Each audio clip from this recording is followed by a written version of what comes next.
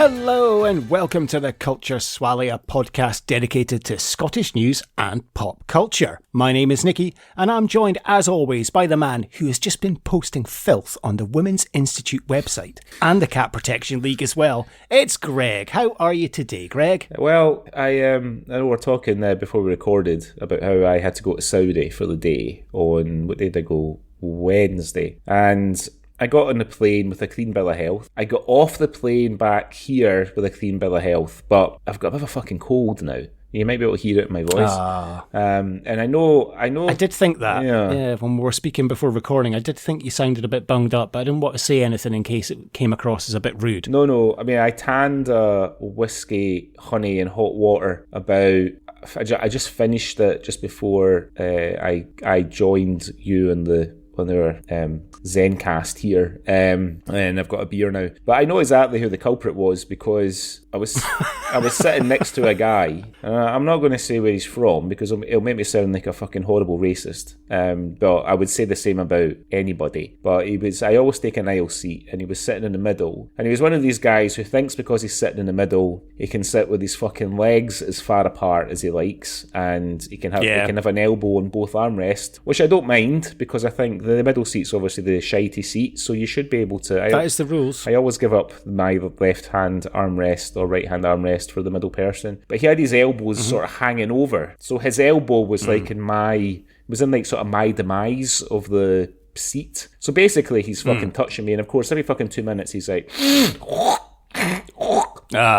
And I'm just like, you fucking clatty bastard. And we were late taking off as well. So I was sitting next to him even longer than I had to. So I'm sure that he's the culprit. I'm sure I've picked it up off him. But, it's air travel. It's getting into like a fucking test tube of illness, isn't it? When you get up. It's terrible, isn't it? It's terrible. Yeah. So, how are you? I should say, of course, I'm fine. I should, of course, say, like, if we do have any new listeners to the podcast for this episode, because I might get some new ones because of the subject matter, I do make a little joke introduction at the start of every episode. Greg has not been leaving messages on the Women's Institute or the Cat Protection League. It's related to what we're going to be talking about later. I can say that Greg is a dyed-in-the-wool, unreconstructed feminist, and he also has cats. So, yeah. Anyway, I'm fine, thank you, Greg. I'm all good. I'm looking forward to talking about what we're going to be talking about today because enjoyed it thoroughly. But yeah, no, everything is fine with me. Can't complain at all. Very good, very good. Well, since there's not a lot to catch up on, because we recorded, as you mentioned before, a mere 5 days ago. Yeah, we did, yeah, because you're going away again, so we're banking this episode like 3 weeks ahead of release, basically. Why don't we see what's been going on in the news and cue the jingle?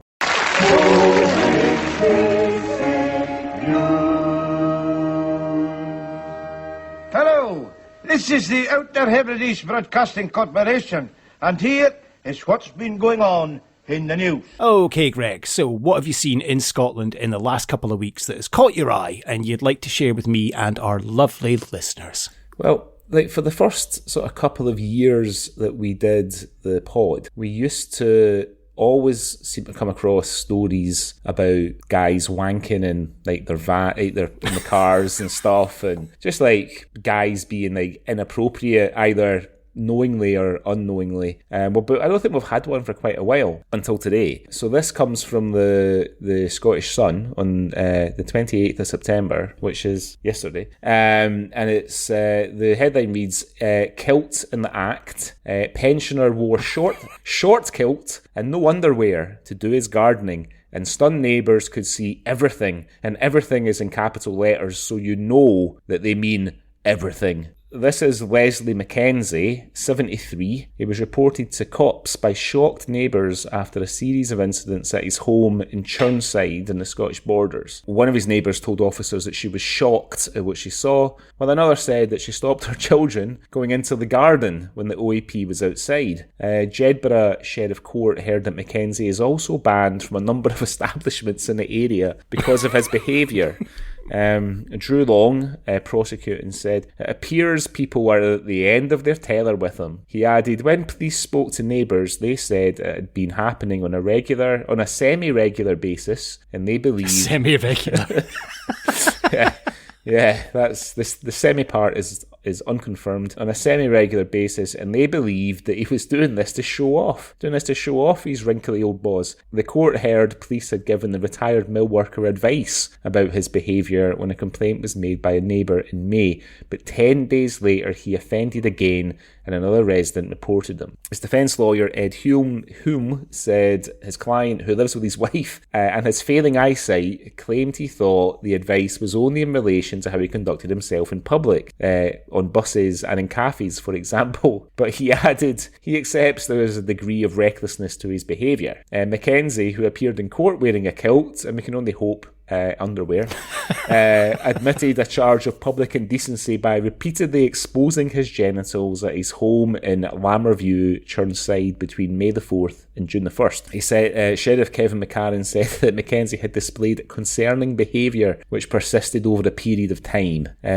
The court needs to know a little bit more about Mr. Mackenzie before it decides what his punishment is going to be. So, I mean, there is a picture of him outside the court. He is wearing a kilt. He's also wearing sort of like Ivanhoe type kind of buckly shoes as well. He's actually in like his full sort of kilt regalia. You know, he's got the tweed jacket, he's got the waistcoat, he's got what looks like a kind of one of those grabbers. He's wearing a lot of rings and he looks a bit fucking pissed off. But do you think maybe he's just, I don't know, he's just getting old and his judgment has got a bit wobbly, or do you think he just really wants to show off his boss? He's 73 and I think he's just a proud Scotsman and a true Scotsman, evidently. He's wearing his kilt and he's proud to be Scottish. He's just wearing his kilt, and it's a short kilt though, they said. 73, yes. Instantly I've got flashbacks to Shangalang now. That's fine. Tartan miniskirt. Yeah. Oh, Shangalang. I wonder what you're up to nowadays. He's just obviously just, you know, he's wearing his kilt and maybe he's 73, he's getting on a bit, and I don't think there's any malice in this, but I can imagine if it is a short kilt and he's bending over to tend to his geraniums or something, then it's definitely going to be a water boys incident there. And I think it's, you know, I can imagine it's going to be disturbing if you're looking out there and see his crinkly bottom all over the place. Yeah. It's not, you know, it's not the nicest, but hey, it's his own garden. It's, you know, he can kind of do what he likes in there. But if he is going into pubs and shops and cafes flashing, and buses, you know, yeah, I think maybe I can imagine, because if it is a short kilt and he is hanging out there, he does need to put the mouse back in the house, effectively. I mean, it's just when you're wearing a kilt though, it's so easy. I remember our friend, the guy that used to flash at Little John's window. Oh yeah. Whenever he had a kilt on, he would get his balls out and flash, and it was just a natural thing. I mean, back in the day, I mean, okay, we can admit now I was the guy at Little John's window. We can admit that. I remember going out with our mutual friend, and we would wear kilts when we go to see a Scotland game. Mm-hmm. And I'm not condoning this now. We would never get away with it now. But it was a different time back then. I might regret saying this, but it was a different time back then. I'm talking like 1999, 2000. And we'd go out in our kilts. Women would come up to us and they would just put their hand under our kilt to see if we were a true Scotsman. Yep. Or they would ask us for a flash, which we would therefore oblige and flash them, until I think it was me actually came up with the idea of, let's try this out. And the next pub we went into, this woman said to us, give us a flash. And we went, you first. And she lifted up her top and showed us her tits. And then we flashed her. So then that's what we used after that as currency. Currency. Can I say that? It's currency. Should I cut that out? Can I say that? It was 24 years ago. I mean, I'm sure I'm okay to say that on the podcast now. The interesting phrase you used there was as currency. So were you going up to barmaids and getting your balls out for like a pint of Stella? Well, I do remember one bartender at the Illicit Still did give me a free beer because she did put her hand up my kilt. Oh, yes. Right, okay. If it was the bartender that our mutual friend used to go out with, I hope she washed her hands before she put up your kilt. It was indeed. But it was a different time back then, and I'm not using that as a defence or anything, but it was. I would never do that nowadays, obviously. But back in the day, I don't know.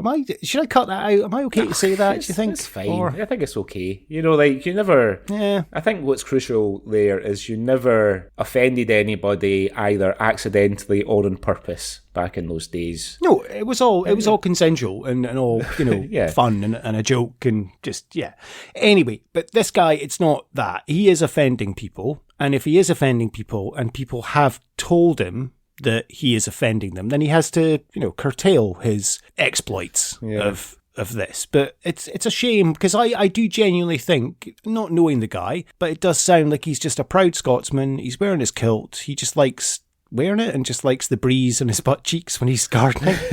And don't we all want that, Greg? We want that just lovely airy breeze just wafting through our balls as we're tending to our geraniums. I don't know why I keep coming back to geraniums. It's the only thing I can think of right now. As we're watering our pansies. That's all we want. Pulling your rhubarb. I mean, the thing is, it's been a while since I've had a reason to get the kilt and that on. I think the last time I wore it was my sister's wedding when I was an usher, and that was about 4 years ago. But the crucial thing is, like in Scotland, for people who don't live in Scotland, summer tends to be the optimum time where people get married because the rest of the weather can be unpredictable in the summer too. But the chances are you're going to get a decent day to get married. You can get some nice pictures outside. I got married in March and it fucking pissed with rain the entire day. So I don't have any wedding pictures of me and my wife outside the venue. But I do remember the year that we got married, because it was sort of we were at that kind of age where a lot of our friends were getting married too. I think we went to 4 or 5 weddings in the summer. And it's great getting the kilt gear on, but it's pretty heavy and it's quite warm. You know what I mean? Yeah. You know, you have to, you know, if you're like leaping around doing like the 8-some reel or something like that, there's a good chance that your laces are going to come undone. And famously kilt laces are about 20 metres long, so somebody on the other side of the room could stand on them and send you fucking flying. But you're going to be roasting, right? You're going to be roasting, and you're going to want to go outside to cool down a wee bit. So this fella's out doing the garden on a nice day with his kilt on. He must be fucking baking.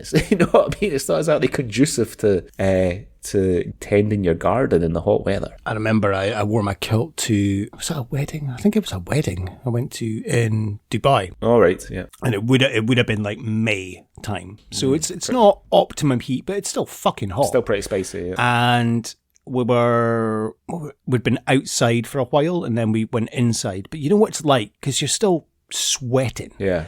And you're kind of cooling down, so your body's sweating a little bit more just to get rid of the excess. Mm-hmm. And I remember standing, speaking to people, and it was a wooden floor. And I looked down at where I was stood, and I had a puddle underneath me because there was a drip coming off my balls of sweat. Fuck's sake. Really? Yes. Oh, my life. How do you That's how hot it was. How do you explain that one? You have, all you can do is sort of keep moving, right? Yeah. Like a shark. Exactly. It's like, I haven't pushed myself. No. Yeah, I just kept moving. Just keep moving like a handsome tartan shark. Just did exactly what 5 told me to do. Yeah. No, just keep on moving. 5 are played in Dubai in a few weeks, so they are. Yeah. There's not only 3 of them now, though. I don't know, maybe. Well, did one of those guys get their fingers cut off by a helicopter? Was that one of the 5 guys? Or was it was A1. Remember A1? They did Take On Me. Did I cover a Take On Me? And I think I remember reading the paper that they were touring and they got out of a helicopter and one of them put his hand up to wave to like fans and the rotors took a couple of these fingers off. Jesus, I didn't hear about that. Fucking hell. Shouldn't laugh at that because that is literally my worst nightmare, getting like sliced up by a propeller. So I don't know why I'm laughing, but yeah. No, okay, let's move on. Yeah. Anyway, so that's old gardening commando pensioner. What's your first story? My first story is from the Scottish Sun this week, Greg, and I'm about to make you angry. Oh. I hope you don't mind. A billboard has sparked outrage on social media as it appeared to claim that an iconic Scots comic character was created in London. A snap was shared on X, formerly known as Twitter. You notice that every news article at the moment is saying on X, formerly known as Twitter. It's like, oh, for God's sake.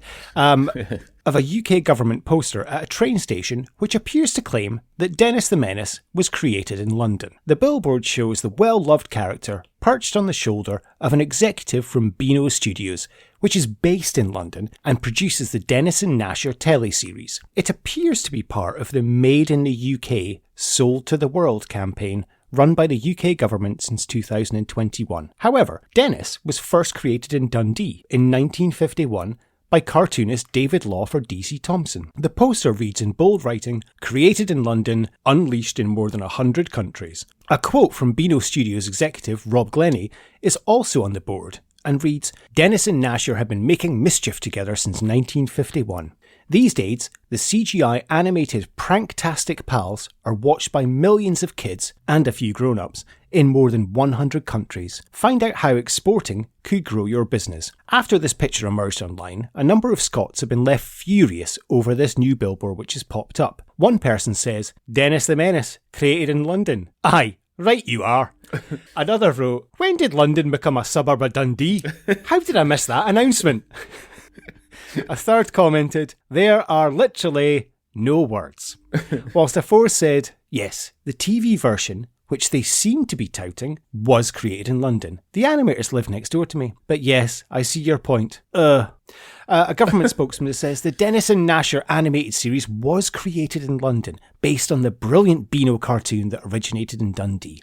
In this way, it is the perfect representation of Made in the UK, sold to the world, which seeks to highlight success stories from across the great union of nations. We work closely with businesses like the Beano to tell their startup story, demonstrating the support the UK government provides to help companies grow and export around the world. Great spin from that government spokesperson there. Wonderful spin for a fucking cock-up. I can see the point. Okay, so the TV show is created in London. However, they are claiming Dennis the Menace was created effectively in London, not Dundee. I'm appalled at this, Greg. Absolutely appalled. And rightly so. Yeah, I mean, fucking hell. Like, they fucking do this all the time in England. All the time.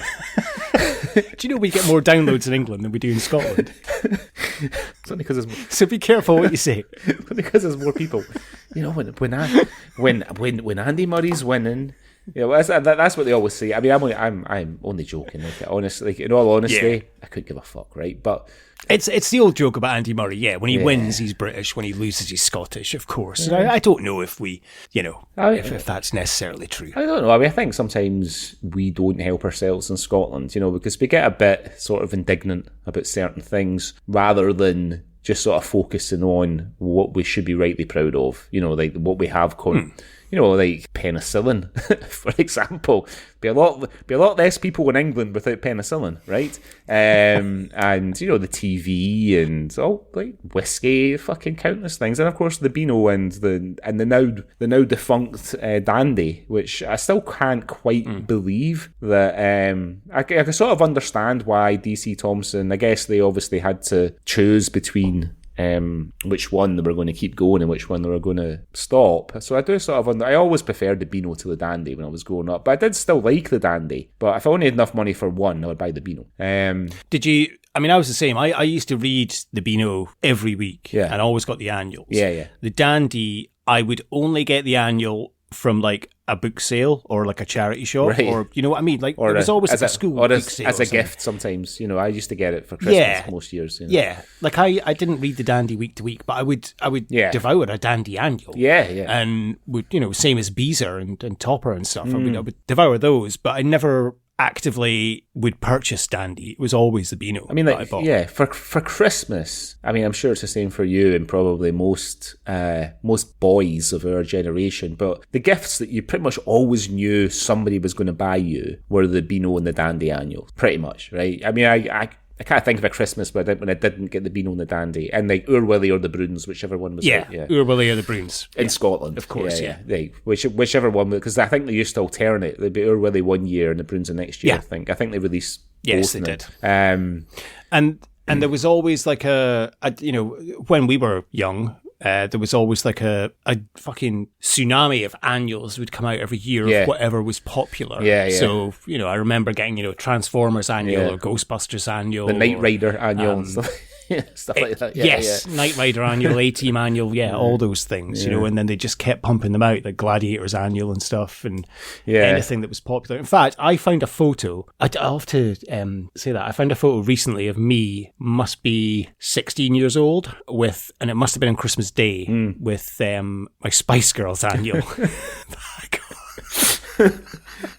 Well, pornography wasn't that easy to get hold of back then, was it? No, it wasn't. It definitely wasn't. No. Yeah. But yeah, they're claiming Dennis the Menace. Come on, no, he's ours. He's Scottish. Like our mutual friend's oldest son, he is a big fan of the Beano, and I've been, when my father passed away last year, like he had a lot of, because my dad always liked the Beano, even as a fucking, even right in his 60s, he still liked the Beano. I would sometimes get like a Beano books for Christmas off him, even as like 30 plus, 40 plus old man. Brilliant. But I gave like all the Beano stuff from my dad's house to our friend's son. And one of the books was it was like a sort of anniversary book, and it was a big fucking heavy hardback book. And obviously our mutual friend is unfortunately separated from mum, and she was taking both brother on a little holiday and just down south, and they were flying, and insisted on taking this book in his hand luggage to read on the plane. It must have been about fucking 3 kilos. It was like a volume, this Beano book that I give him. But when I was back in the summer and I was clearing out my own loft, I had like a ton of Beano and Dandy anniversary books that I had either bought myself or been given as gifts over the years that I gave out. And it makes me feel quite good that, because I sort of imagine modern kids not really been very interested in the Beano or the Dandy. So I quite like the fact that likes it and enjoys it, Although, but the thing is, when you read back like the old Dennis the Menaces, I mean, he's a fucking nasty fucking bully, really, by modern conventions. He's an absolute arsehole. I mean, Dennis is an absolute arsehole. Absolutely. The stuff he does, and it's amazing that he got away with it back then. So with like Minnie the Minx. But the thing is, though, he never got away with it because his dad used to beat him when he got caught. Remember, they had that slipper that was made like from elephant hide that they called the Demon Whacker. Oh, yes. It was called the Demon Whacker. And both his dad and his granny used to fucking leather him with it if they caught him. See, obviously they can't do that now. No. So I wonder, but I guess he doesn't get up to as bad antics as he used to. Yeah. But they can't punish him in that way. So I wonder what they do. Take away his iPad or something. Yeah, exactly. Yeah. Like, it doesn't really have the same force as seeing the last panel being Dennis bent over his dad's knee with this demon whacker kind of way to come down on his arse cheeks. Yeah, exactly. Yeah. God. What do you know? Yeah. Don't know. I've not I've not read Dennis the Menace, obviously. I don't think I've ever read like a modern Dennis the Menace story. But like my local supermarket here in Dubai often has the Beano, so maybe just out of sort of Swally research, I might pick one up next time. I might pay like five quid for a copy of the Beano in Dubai. Read it. Aye. Your Willie, he never really got smacked, did he? His punishment was always he just was left to go without his mince and tatties. Sometimes, I think sometimes he did. He was sometimes like that last frame when he would be sitting on his bucket. He would sometimes say, "Oh, can't sit down, readers, because my dad's just like, tanned my ears." Yeah. He'd be there in his dungarees, like rubbing his arse, the last frame. Anyway, so that is the story about how the UK, England, are trying to steal Dennis the Menace. Leave him alone. He is ours. Yes. Anyway, okay, Greg. What else have you seen in the news this week? Well, this leads on. It's sort of tenuously your story there links on to my next one. So this article is not a news story as such. I guess it's just like a little topical article in the Daily Record from a few days ago. So it's 11 things that Scots are guaranteed to argue over. Are we going to have a falling out? Is this going to be a short episode? Maybe. So the article reads like Scots do love an argument, especially over topics that outsiders may consider to be strange. The names of different foods, clothes, footwear, and what should go on chips are all hot debate topics across the nation and can often spark a rammy among friends. A brief chat on any of these and many other subjects will quickly prove that there are many hills that Scots are willing to die on. This got us thinking about which questions are likely to get a room full of Scots heated, so we've gathered some of our favourites. So number one, so let me know what let me give me like a northeast of Scotland perspective on these. What do you call the first and the last slices on a loaf of bread? A heel. A heel, yep, a heel, yeah. Some people call it the butt. Some people call it the outsider. Like when I was growing up, it was the outsiders. Just if you're having toast, just have the outsiders. What with Ralph Macchio and Rob Lowe and Patrick Swayze? Yeah, or that Stephen King book about the child murderer. Yeah, no, I have heard the heel, but when out in Glasgow, I think we tend to call them like the outsiders. Okay. Next one is so there's a picture of a square sausage in a roll. The article reads, in Germany, there's a sausage in every corner, while in Scotland, there's a corner on every sausage. And then it said somebody somewhere once, which I suspect is probably bollocks. But the arguments around the name of the Scottish favourite got so heated that it even led to one man starting his own social media campaign, creating a Facebook page called Scotland, where it's slice, not sausage, lorn, round or square. It's slice. We're happy for you to call it whatever you want. No, so, and the thing is, I can't really ask you about this one because square sausage isn't quite as prevalent in the northeast of Scotland as it is on the central belt, specifically the west coast. Because it's shite and it gives you heartburn. It gives you heartburn. It gives me heartburn. Yeah, I never got heartburn out of link sausage, or as I refer to it, a sausage. But I mean, I always square sausage gives me heartburn. I mean, I don't know why. I don't know where the name Lorne comes from. Like, it's sometimes called a Lorne sausage. I'm not sure. Maybe that's the name of the guy that invented it. We always called it a square sausage when I was growing up. When I was growing up, my next door neighbour, their eldest son, was called Lorne, and I always wondered where that name came from. Never heard that before. Yeah, Lorne. Well, Lorne Michaels, I suppose. Yeah, is, the only other Lorne I can think of. But yeah, his name was Lorne. I always find that strange. What's the question? Well, it was, yeah. It's like, there's no question really for you in that one because you don't like square sausage in Aberdeenshire. Because I'm not a pervert. We always called it. Really, we just had a conversation about getting your cock out on dance floors just before we started recording. Right, so the next one then, there's a picture. So number 3, there's a picture of a guy who looks like a bit of a young. It looks like a bit of a young Jimmy Tarbuck. Oh no, it's Jockey Wilson. So there's a picture of Jockey Wilson here. I'm thinking it's familiar. So there's a picture of Jockey Wilson. Yeah. With a rolling chips. What I would call a rolling chips. So it says here, like a favourite treat of many Scots, chippy chips, lovingly squashed between a fresh roll and smothered in salt and vinegar or salt and sauce. What would you call it? What would you call it? Like I'd call it go on. A chip butty. Chip butty, yeah, popular. Yeah. Our terminology was always a rolling chips. We've had this conversation before, like, do you want a rolling bacon? Do you want a rolling chips? Do you want a rolling sausage? But when I was back in Glasgow in the summer, like my cousin and I were out on a Saturday afternoon having a few beers, and before we went for the train, we stopped at the Blue Lagoon Chippy and just off on Queen Street, and I had a roll with chips and salt and vinegar. It's probably the first time I've had like a roll and chippy chips in donkey's years, and it was absolutely brilliant.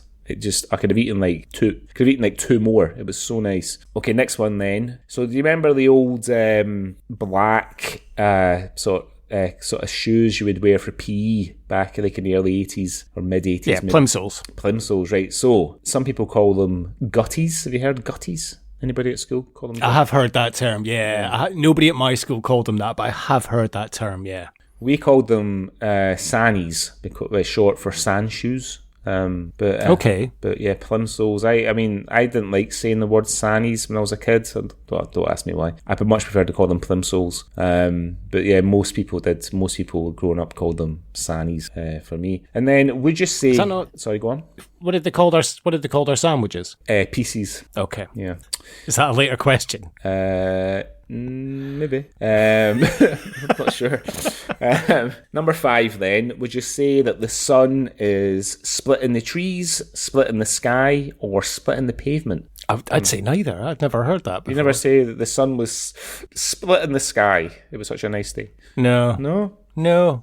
Oh, well. No, I would never say that. Or The sun's splitting the trees, the sun's splitting... No, never. Never say that. Let's fuck that one then. Well, number 6. Have you ever used any of those terms? Have you? Did you use them? Yeah, I would say the sun's splitting the sky. No, I don't think so. I mean, I wouldn't use it very often. It's the sort of thing we say in Scotland because the sun coming out is such a irregular occurrence. Right, number 6 then. So this is the old East Coast, West Coast debate. Is it salt and vinegar on your chips or salt and sauce? Salt and vinegar.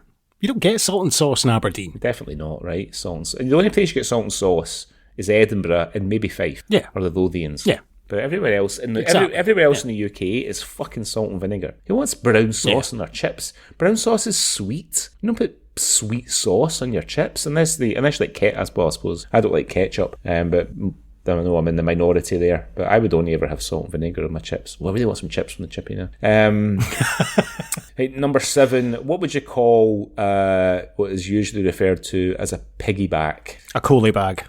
A collie bag. That's not on here. Yeah. There's Cokie back. Oh. That's one of them. Nope. Cokie back. There's 4... Collie bag. There's a collie bag. There's like 14 different words apparently for this, but I'm not going to click on it. I'll just go to take the ones that are here. So there's Cokie back and Co-carry are popular in Glasgow. I remember Co-carry being quite popular. Apparently in Dundee they say Cuddy back, and people in Fife say Calicode. Never heard of that before. Bet they have fucking salt and sauce in their chips. So well, probably, right? They get a Calicode off down to get salt and sauce in their chips. Yeah. So the next one then, number 8, your dressing gown. I don't know, do you use a dressing gown around the house? I have one, but I very, very rarely use it. But it's a house coat. House coat? It's not a dressing gown. It's a house coat. What about bathrobe? No? You wouldn't call it that? No. Goonie? My mum calls... What, like slaw? Chunk? Or sloth? Or data? My mum calls her pyjamas or goonie. Or really? a nightie, yeah.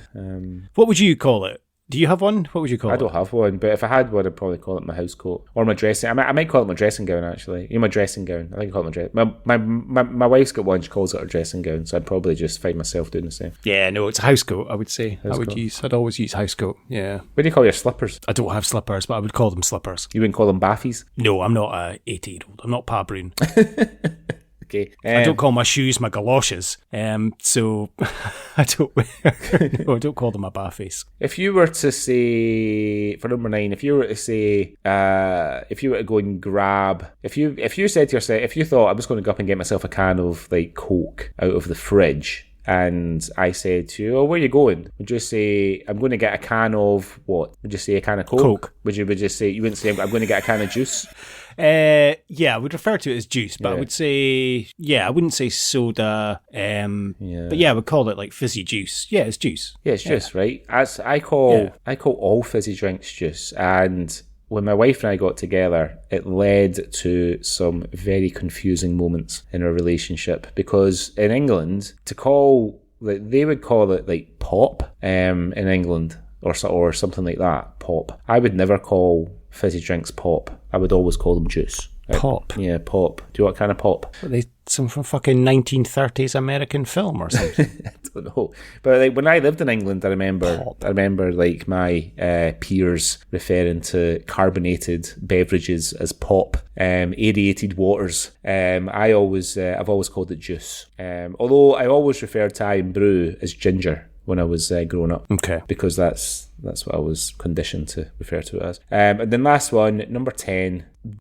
I don't know what the actual name for this is. I always called it an earwig. You know, like the little bugs with a sort of jagged tail. An earwig, but apparently some people call it a forky tail. Yeah, forky tail, I would call it, yeah. So I've always called it an earwig. So the day of the record, I fucked it here, because this article's supposed to be 11 things that get Scots arguing, but it's only 10. Well, we've argued about the 10 things, so that's going to be the 11th. Yeah, maybe it's supposed to be. Yeah, maybe, yeah, good shout. Anyway, that's, if you want to write in and let us know what you would refer to any of those things. If it's interesting enough, then maybe we'll read it out. If it's not, then we probably won't. But do feel free to write in anyway. What's your next story this week? Okay, Greg, my next story is from the Scottish Sun, and it's from this week. In fact, it's from today as we're recording this. And it's the headline is Bite Size. A disgusted fast food customer claims she was forced to throw away her Burger King meal after her food arrived with a huge bite chomped out of it. Joanne McLaughlin, 31, ordered lunch for herself, her fiancé, and her mum via Just Eat on Thursday, but was horrified when she discovered what the delivery bag contained. The NHS worker says she was ready to tuck in when she noticed a huge chunk was missing from her chicken royale. She immediately complained to the fast food giant, but staff at the Kingsgate Retail Branch Park in East Kilbride denied they had tampered with her meal. Joanne believes the delivery driver was the culprit and launched a complaint with Just Eat. Joanne says, "My mum brought the bag through after collecting it, and I started dishing it out. I gave my mum her meal, I gave my fiancé his meal, and I initially thought they'd forgotten my chips, so I didn't think much of it. But then, when I went to unwrap my chicken royale, there was a bite out of it. I said to my fiancé, 'Very funny,' thinking it was a joke. I don't think he believed me until I showed him. I was absolutely horrified. I feel sick thinking about it even now. I phoned the branch afterwards, and they said it hadn't happened in the store because they could see my order leave it on camera. The delivery driver had the cheek to turn around and say, 'Enjoy,' when he collected the bag. The family's order, totalling $37.44, consisted of a Whopper meal, a Bacon Double XL meal, a Chicken Royale meal, and a side of onion rings. Joanne added, 'Burger King said it should have been double bagged, and I only had one thin paper bag,' which they said wasn't right. It wasn't until I looked at the bag that I realised the sticker that sealed the bag had gone. The QR code which gives you a free burger had also been ripped off. It's disgusting. Who else is this person doing it to? I've actually deleted Just Eat app off my phone. Never again.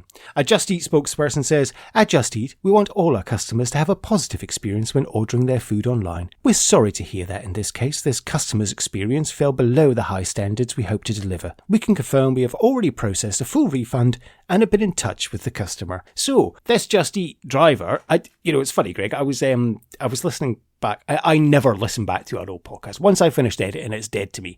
But for some reason today, I thought, you know what, I better get a nippy on. I better start putting together the best of the news for I know it's for January, but I was like, I'm going to get a head start. Yeah. So I did, I listened back and it's funny, you did a wanking story earlier because I was listening to the one about the Just Eat driver that was caught wanking in the bushes. And now this Just Eat driver's been munching on Joanne's Chicken Royale before he's delivered it to her.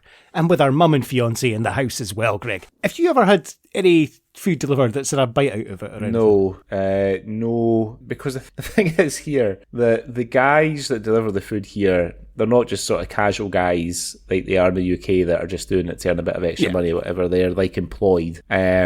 And so their right to live in the country depends on the fact they've got a job. So generally, no.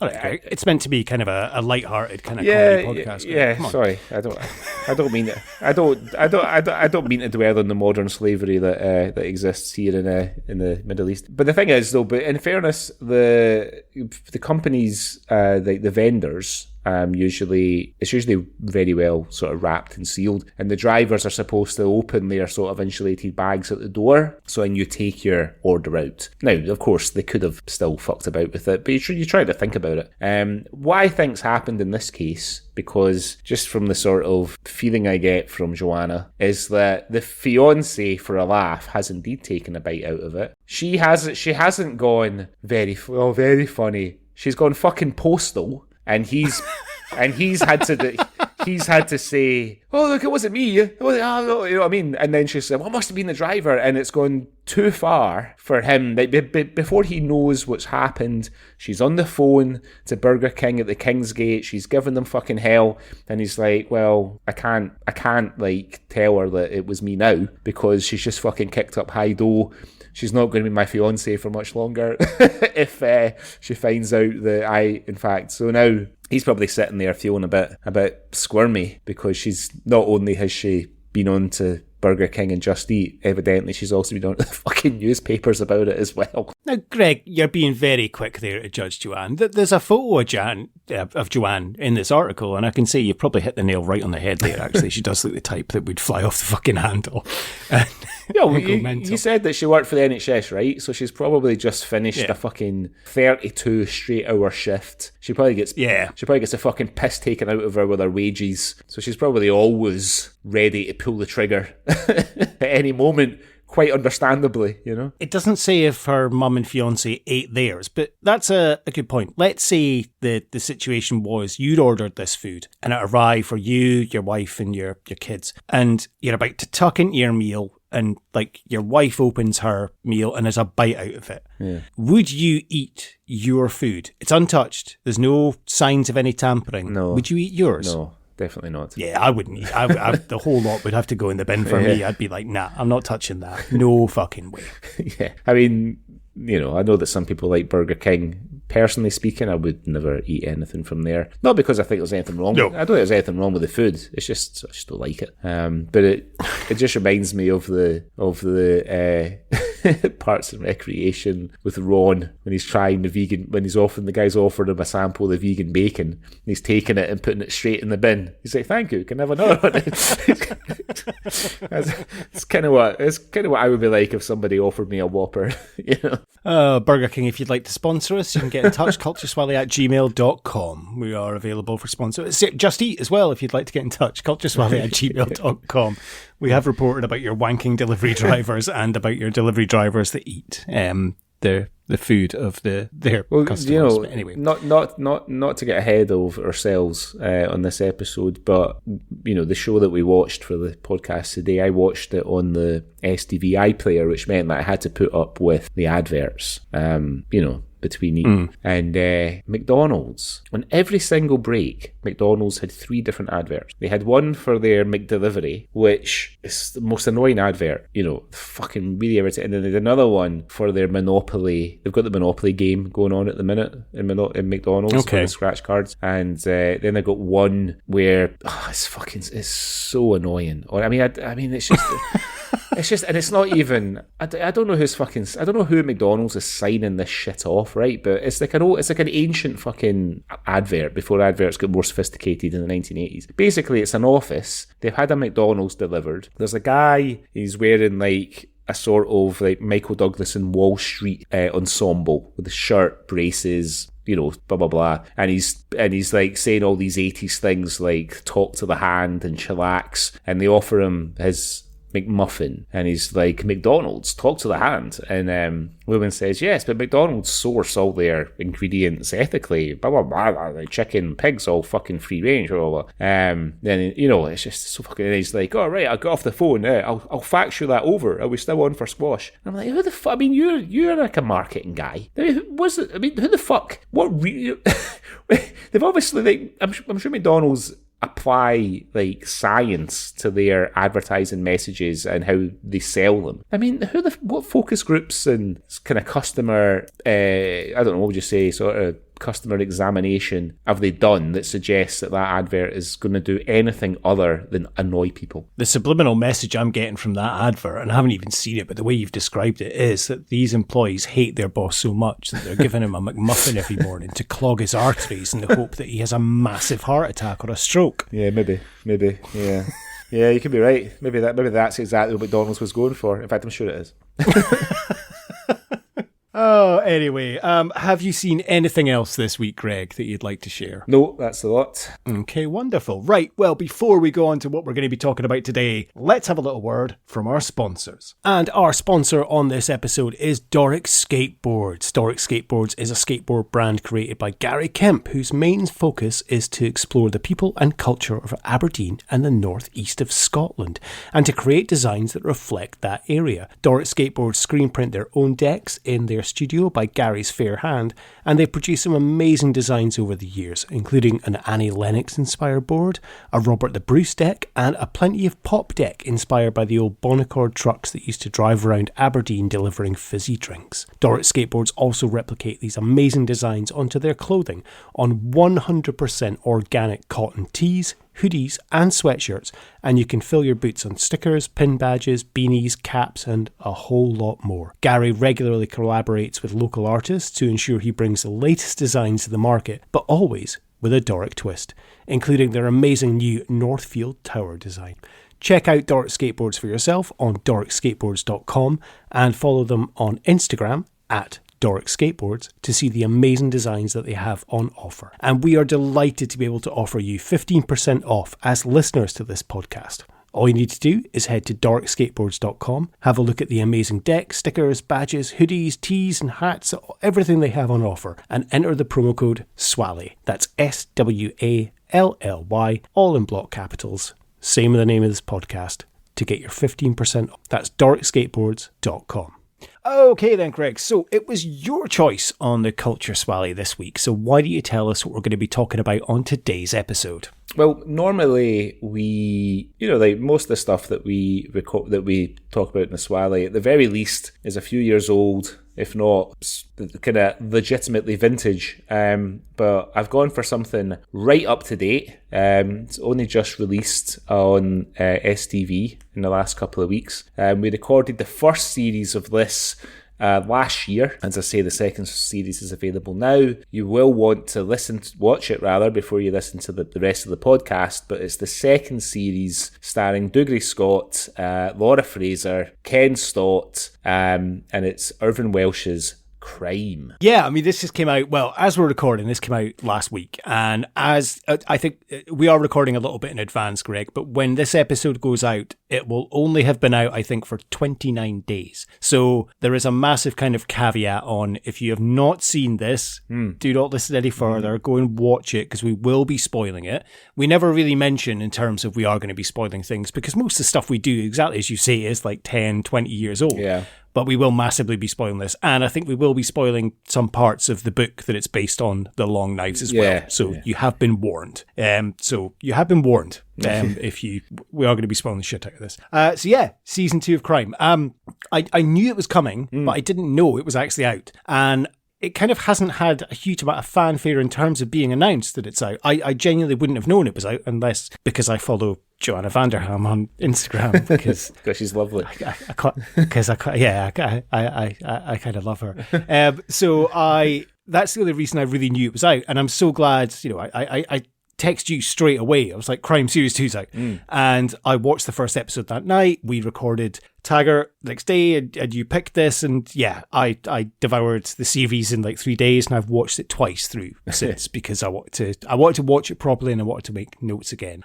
So obviously it's based on the follow-up to Crime, the book, The Long Knives, which came out last year. I know we both read it pretty much instantly. And this does stick quite closely to the plot of the book, The Long Knives, but there are quite a few differences. Yeah. I think namely, for example, in the book, Lennox massively goes back on the ching and the peeve to try and kind of solve, but I think they made the decision to leave that out because they maybe thought it might be a bit too samey as the first season. Yep. And they didn't want to get this reputation of this being about just a junkie cop. And you know something? I think it really works that Lennox stays clean and sober. Yeah. It really, really works in this series. Yeah, I would 100% agree with that. I mean, in the book, when we catch up with Lennox again, he's still with Trudy, isn't it? Yeah, so he's still with Trudy, her, and their relationship kind of crumbles, which kind of leads to him falling off the wagon. The other major difference between this and the book is that the book really sort of explores the kind of transgender element of the story. It goes into a lot of detail. Like Lauren, formerly Jackie, Lennox's old partner, who's now Jerry, who now identifies as a woman. Jerry McVitie, the biscuit. She has a much bigger role to play in the book than the character does in the TV show. And the culprit, the murderer, there's a whole backstory about what happened to him in Iran, with him losing his family in a bombing and, his treatment at the hands of the police in Iran and everything else. Whereas, I think, we'll get onto it later, but how they sort of explain the reasons for Victor committing the murders. I think if there's a weaker part of the story compared to the book, it's maybe that. But I found it quite interesting that the whole transgender and Fraser, because like the first episode, we have Fraser coming to the table in a dress, and there's, it's a bit of outrage and etc., with the Lennox family having their dinner. But then the rest of Fraser's story is sort of anti-establishment, etc. Whereas in the book, Fraser's going through a kind of emotional transition. You know what I mean? Yeah.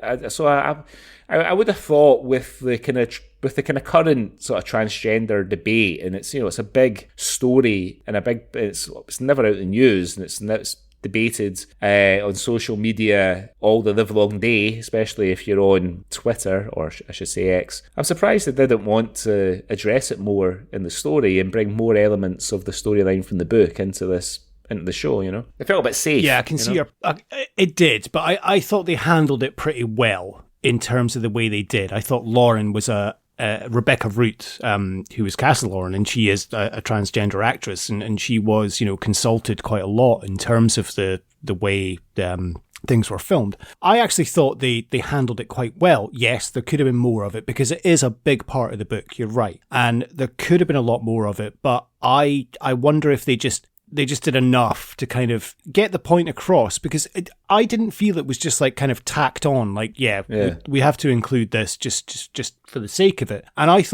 genuinely thought Lauren was fantastic. I would have liked to have seen more of her, because she was a great character. And I think she has there's one scene in particular is one of my favourite scenes in the whole 6 episodes. And it's the scene with her and Bob Toll. And we'll come back to that later, because I want to kind of talk about that as when we talk about Bob Toll in terms of his character. But I thought it was handled quite sensibly. But you're right about Fraser. It is very much a kind of just it's a big thing's made of it in the first episode, and then it just kind of goes away, and it's never really mentioned again. He's just wearing a dress and stuff. Yeah, I think the only other time we see him wearing a dress is after he's moved in with Lennox, and he finds one of Trudy's old dresses, and when he's DJing, when Lennox comes in, he's wearing it. But the rest of the time, it's just a sort of standard young man sort of jeans and a t-shirt, with a band in the t-shirt, whatever. Just a quick point about Fraser, because when I was watching, I was like, fucking hell, he really has nailed Dougray Scott's look and voice. Yeah. And then I realised who it fucking is. Yeah, exactly. I was like, it's Dougray Scott's son. Yeah. And I'm like, that'll be why. Brilliant. He's so much like him, but scary. I'd watched the whole of the first series, just later episodes. I was like, he's really got the same accent as Dougray. It's really impressive. I'm like, that'll be why. Look, he's a bit of a star on the rise, because he's just he was in the HBO version of the Philip Pullman books, His Dark Materials. He had a part in that, so I think he's definitely he's definitely one to watch for the future. Yeah. So I really enjoyed series 2. I mean, I loved series 1, and I didn't rewatch series 1, but what I did was I listened to the Culture Swally reviewing series 1 earlier today to kind of get a review. And I'd forgotten so much that happens in series 1, listening to our review of it. And it was great to go back, and I was like, wow. But I mean, I remember we adored series 1 of this, and I really enjoyed series 2 as well. Like, I think it's just it's so wonderful to see a show like this on TV, and I know it's on a streaming service, and I don't think this would exist. You would never see something like this on at 9 p.m. on a Sunday night on ITV. Yeah. But it's still ITV that have produced it. Okay, and I think Irvine Welsh himself has said that he can't believe ITV have let him get away and doing this show, doing it the way he wanted to. And he's like, they've basically changed hardly anything from the scripts that we've handed in. Yeah. And it shows, and it's so dripping in Irvine Welsh. And it's just such a great show, and we're so spoiled like this the last couple of years that we've had like Crime and Guilt to have 2 of these amazing Scottish shows. And I just love that it's just kind of totally Irvine unleashed in terms of it doesn't hold back. It doesn't hold back on the accents. Okay, you have the likes of Drummond and Sally that have slightly posher Edinburgh accents, but Dougray Scott's just given it all proper Leith accent, Yeah, or Oxgangs. That's where they're from, isn't it? Yeah. Sorry, Ox Gangs, yeah. No, it's great. I mean, if I'm being like, I mean, I did enjoy this, but I enjoyed the first series a lot more. And it might be because, you know, the first series isn't really based on the book as such, because the main narrative of the book Crime is Lennox and Trudy going on holiday to Florida because he's having a bit of a breakdown. He's got to take a leave of absence, and he gets involved in, I won't say too much so I don't ruin it, but like a bit of kind of child trafficking and nastiness in Florida. But it alludes to what caused the breakdown, which are the events depicted in the first series of Crime. I enjoyed it. I did enjoy series 2, but I knew what was going to happen. Like I knew who the villains were because I read the book, you know, which, you know, that's just, you know, that's what always happens if you read the book or something before it's turned into a film or TV show. What are we going to do, right? But whereas with the first series, there was a lot more unexpected things happened for me personally, because I've not read the Book of Crime for fucking maybe 15 years, longer maybe, and the story is a lot more developed than as it's told in the story of Crime, you know, in the Book of Crime rather. So I found it a lot more exciting just because I knew what was going to happen in this one. I knew who was going to get killed. I knew like Brian McCarthy's deep dark secrets and Sally's secret and everything else. But I enjoyed it, you know, and I think the reason I enjoy it so much is because it's like the story's very, very well told. You know, I think Dean Kavanagh, who co-writes it with Irvine Welsh, I think I kind of get the feeling he might sort of keep Irvine Welsh in check a bit, because Irvine Welsh, you know, in his in his books, and I'm not necessarily talking about the sort of excessive stuff he depicts, but it can sort of dwell into surrealism a little bit in some of his narratives and things, you know. Whereas, you know, I think Dean Kavanagh is a TV writer and is probably knows what works, what doesn't work. You know, we can maybe don't have to do that. Let's focus on that. That's going to put the audience off. That's not, etc. And it's fantastically told. And I think if you haven't read the book before you watch it, it's an absolute roller coaster. You know, it's fantastic. And the performances from the cast are really what drives it, you know? I would agree with you on that. I was the same, because obviously I read the book and it was only last year. And similarly with Crime, it's effectively the first like chapter or 2 chapters of Crime are kind of, it's almost the aftermath of the confectioner killers, and Lennox is having his breakdown. So effectively, series 1 of Crime, the TV show, is a prequel to Crime the novel. Yes. And then Crime the novel takes place. And I think that's what, because at the end of series 1 of Crime, him and Trudy go away. They go to Florida. Yeah. Don't they? They do, yeah. Yeah. So effectively, the Book of Crime is what takes place in between series 1 and series 2 of Crime. Mm-hmm. And series 2 of Crime is very much based on the Long Knives. Yeah. And I think I was the same as you. I kind of knew what was happening. Like, I knew what was going to happen with Sally. I knew about Norrie. I knew, you know, about Victor Maslow. There was something later on, which we'll come to in the last episode, that I was expecting to happen but didn't happen. Right. I mean, I'll just say it now. In the book, Fraser does get his hand chopped off, doesn't he? Oh, I can't remember. Yeah, I think he does.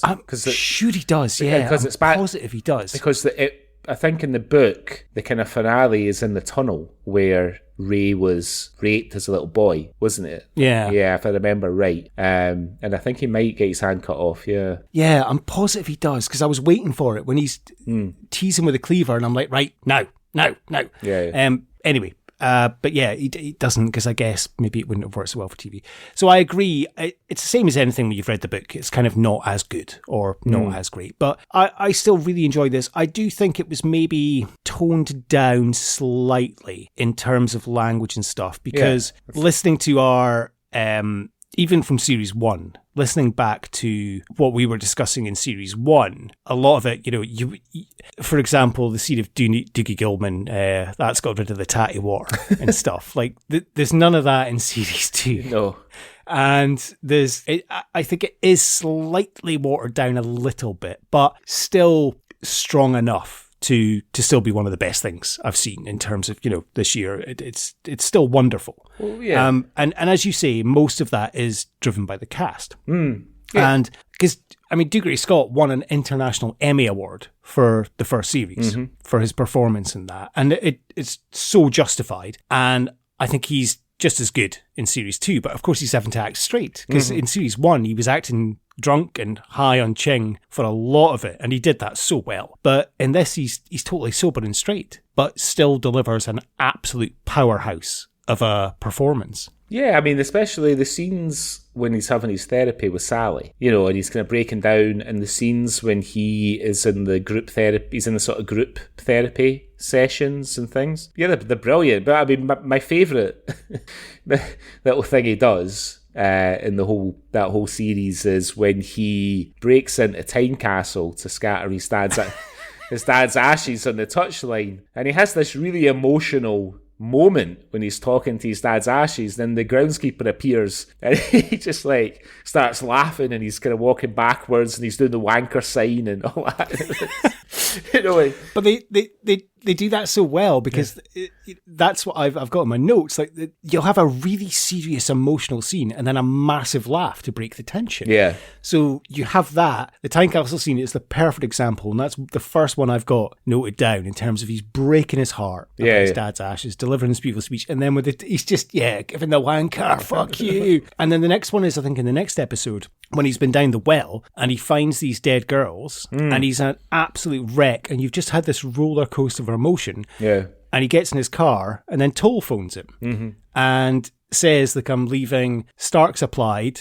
He's a manipulative, racist, misogynistic, misanthropic alcohol with a short fuse. And Lennox goes, so a strong candidate. Yeah. Boss. You've heard about me jacking it in? What? I must be crazy because I don't even know where the fuck you've been, but I want you to apply for my job. Seriously? Like, I mean, You're a good candidate. And Tommy Stark's already applied. Good for him. Stark's a manipulative, racist, misogynistic, misanthropic alcoholic with a short fuse.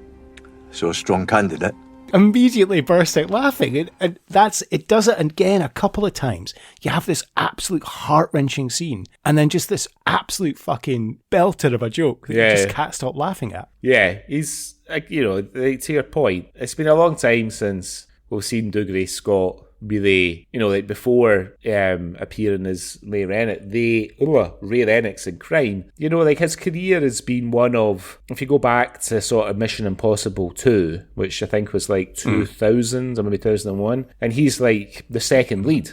You know, there's like the crew, like obviously Tom Cruise, then you got him, and then you got Thandie Newton. And you kind of felt like, fucking hell, we're going to have another Scottish actor who's going to be able to kind of match Ewan McGregor in terms of international success. And he's sort of like, and I'm not sure why, whether it's his sort of opportunities have passed him by or he's made personal choices or whatever, but what he's done is do like a lot of really quite interesting things, and he's taken like supporting roles or whatever.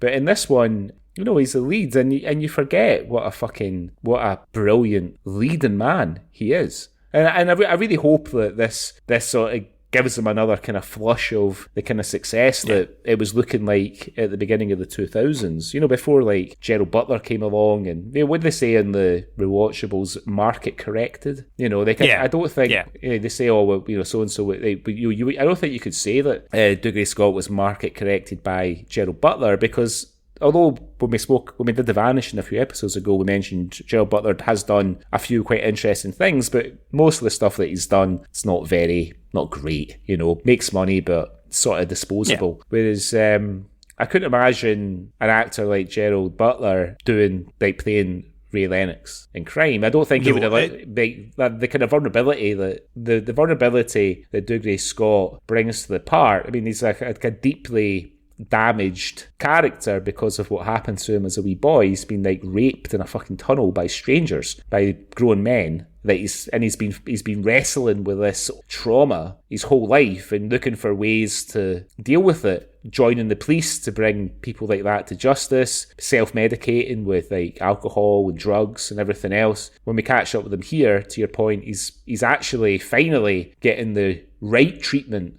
to help him work through it, but it's not really working for him, you know. It's because he's still deeply, deeply troubled by it, right up until the very end, where he sort of makes a conscious decision to let things go. And I can't think of many Scottish actors around his age that are working now that carry a part like that where he can be really funny, as you just mentioned, you know, really dry, very Scottish sense of humour, but also show that vulnerability. And he completely sells it, by the way. You don't feel like you're watching Dougray Scott playing this character. You know, when in his best moments, he is living it. You know, he's living this character's life and this character's fucking trauma and everything. The absolute pure range of emotions he goes through in the 6 episodes is just incredible. From the vulnerability he shows when he's, you know, exactly as you said, when he's breaking down to Sally, talking about being raped in the tunnel.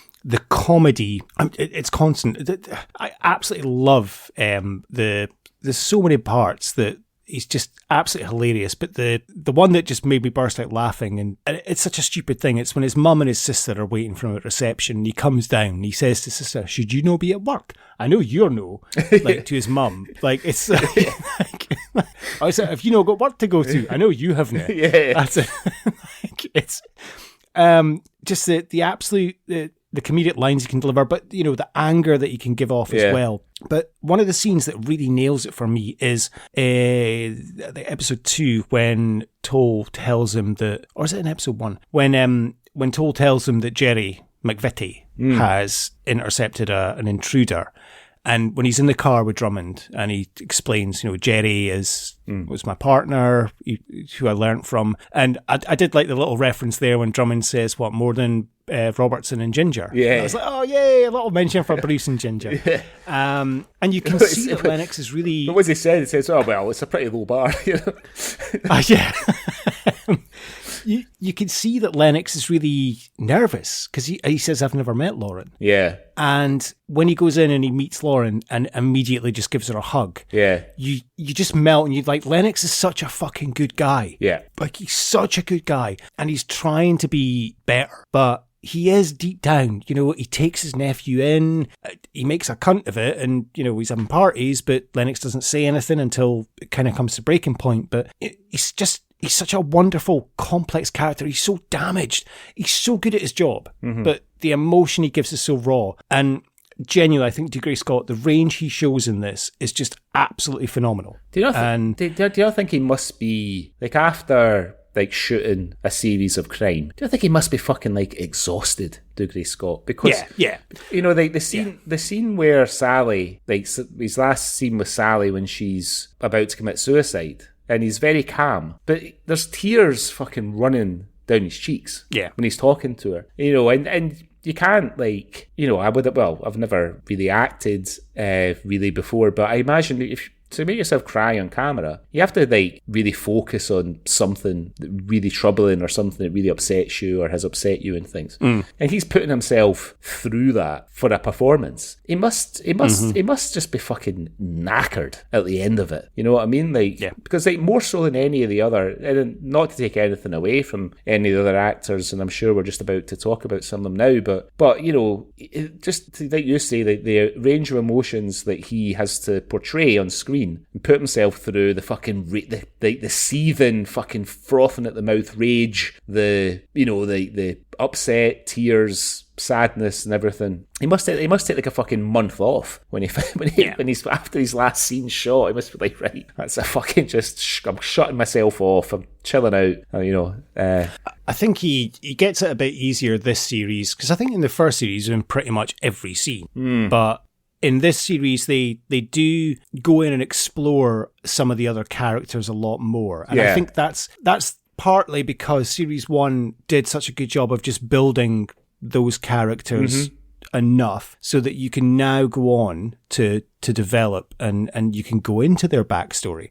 And I did read that Irvine Welsh, in an interview, he basically said, look, like, most of these, like, police dramas and shows you see, like, there's just characters that are just in the office in the background. Yeah. And they'll just, like, they would just be handing Lennox, like, a bit of paper or something. And you would never kind of see them again. And he said he didn't want that in crime. So that's why you have, like, Struthers and Sophie and Jill. They have, like, a whole storyline. Yeah. Because they're an important part of the team, and he didn't want them to just be like a bit part background kind of actor. And I think that works well, and it is good that you can go into their background, although Struthers is obviously new in terms of the team. Yeah. But I think that works well, that you do have that in terms of being, you feel you know the whole team. So when they do come together for a scene, you know what they do and what's happening. And I think that works really well. Yeah, I'd agree with that. I mean, I guess like the character Tommy Stott, I can't remember, I guess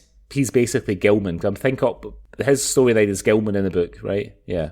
Yeah, Gilman that's what I can only presume Jamie Sives was busy filming Guilt. Yeah. Or something. Yeah. Because Gilman is in the book, because I did go back and reread the last chapter of The Long Knives just to double check. And it is, effectively Lennox gives like Gilman and Drummond credit for something. And Drummond we can't get rid of Gilman now. And he's like, that's okay. Yeah.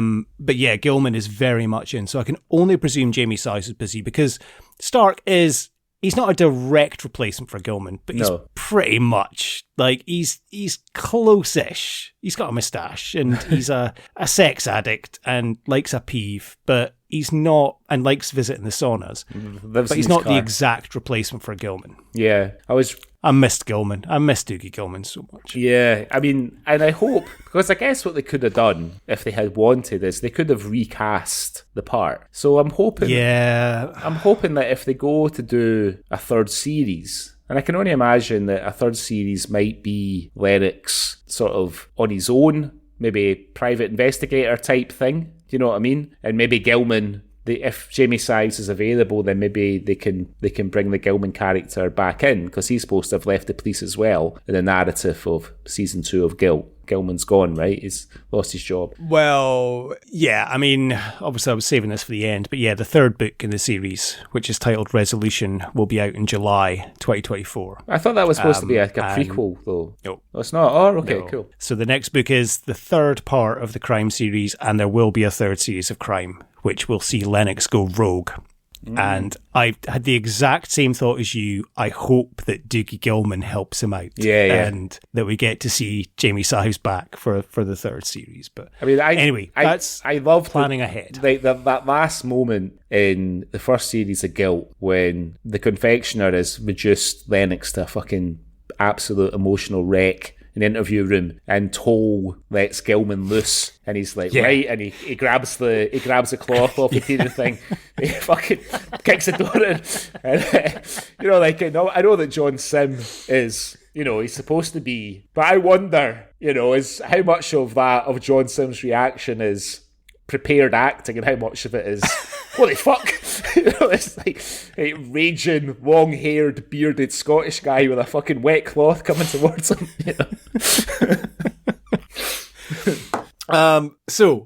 Let's talk about the rest of the cast. I mean, I guess first off, we'll talk about Joanna Vanderham, just because she's your favourite. As Amanda Drummond, a lot more fleshed out this series in terms of the character. She has her own storyline involving a sex tape, and again, she's great. I mean, she was great in series 1, and I think she's great in series 2. I think she's brilliant in this. I think, obviously we go through her awards at the end, but she has moments in this where she almost steals the show. Almost. You know what I mean? Like, the scenes, just like the scenes where she's on her own and she's in her apartment, she's having like a glass of wine, and the cats are getting on her nerves and everything, and especially the scenes with her and the ex-boyfriend and the ex-boyfriend's new girlfriend. She's absolutely brilliant, because she's playing this very ambitious female detective who feels that she has to work twice as hard because she's in like a male-dominated job where she doesn't get the respect that she feels she deserves. She's working with guys like Tommy Stark, who's a fucking, is a bit of an acquired taste, to say the absolute least. And and some of the choices she makes in that subplot, I think in the hands of a poorer writer and a poorer actress, it would seem a bit like she wouldn't do that. She wouldn't break into their house. You know what I mean? She would. But it's totally believable. You get it because she is so convincing as this very driven, ambitious woman who's a bit ashamed of some of the mistakes that she's made in the past, but doesn't want to let anything get in the way of her progression. No, absolutely brilliant. Yeah, you're right. Totally career driven, and she is just, she takes no shit from Stark. I love that. Yeah. And she's absolutely just goes at him. I think they said it so well when Lennox is first day back and him and Drummond are in the car and they're speaking about Gilman. And when she says, look, I had to share a car with him. He couldn't keep his hands to himself. I made a complaint, and then 2 other women came forward, and immediately Ray's like, "It's not your fault. It's his fault. Like he's the one that got himself fired. It's nothing to do with you." And I think that sets the tone so well in terms of that Lennox is sound and everything's fine, but whereas Stark obviously has an issue with this. But I agree. She is absolutely brilliant. The scenes, some of the lines she comes out with when she's with her ex and his new girlfriend, it's just absolutely brilliant. And you're right, she would be driven to break into their flat and getting Jill to delete them off the cloud. And she delivers it's her facial expression when they're watching the sex tape in the toilet. And Jill says, how'd you manage to do that with your leg? And she just gives her this look like, well, and like impressive, isn't it? It's, she's so good.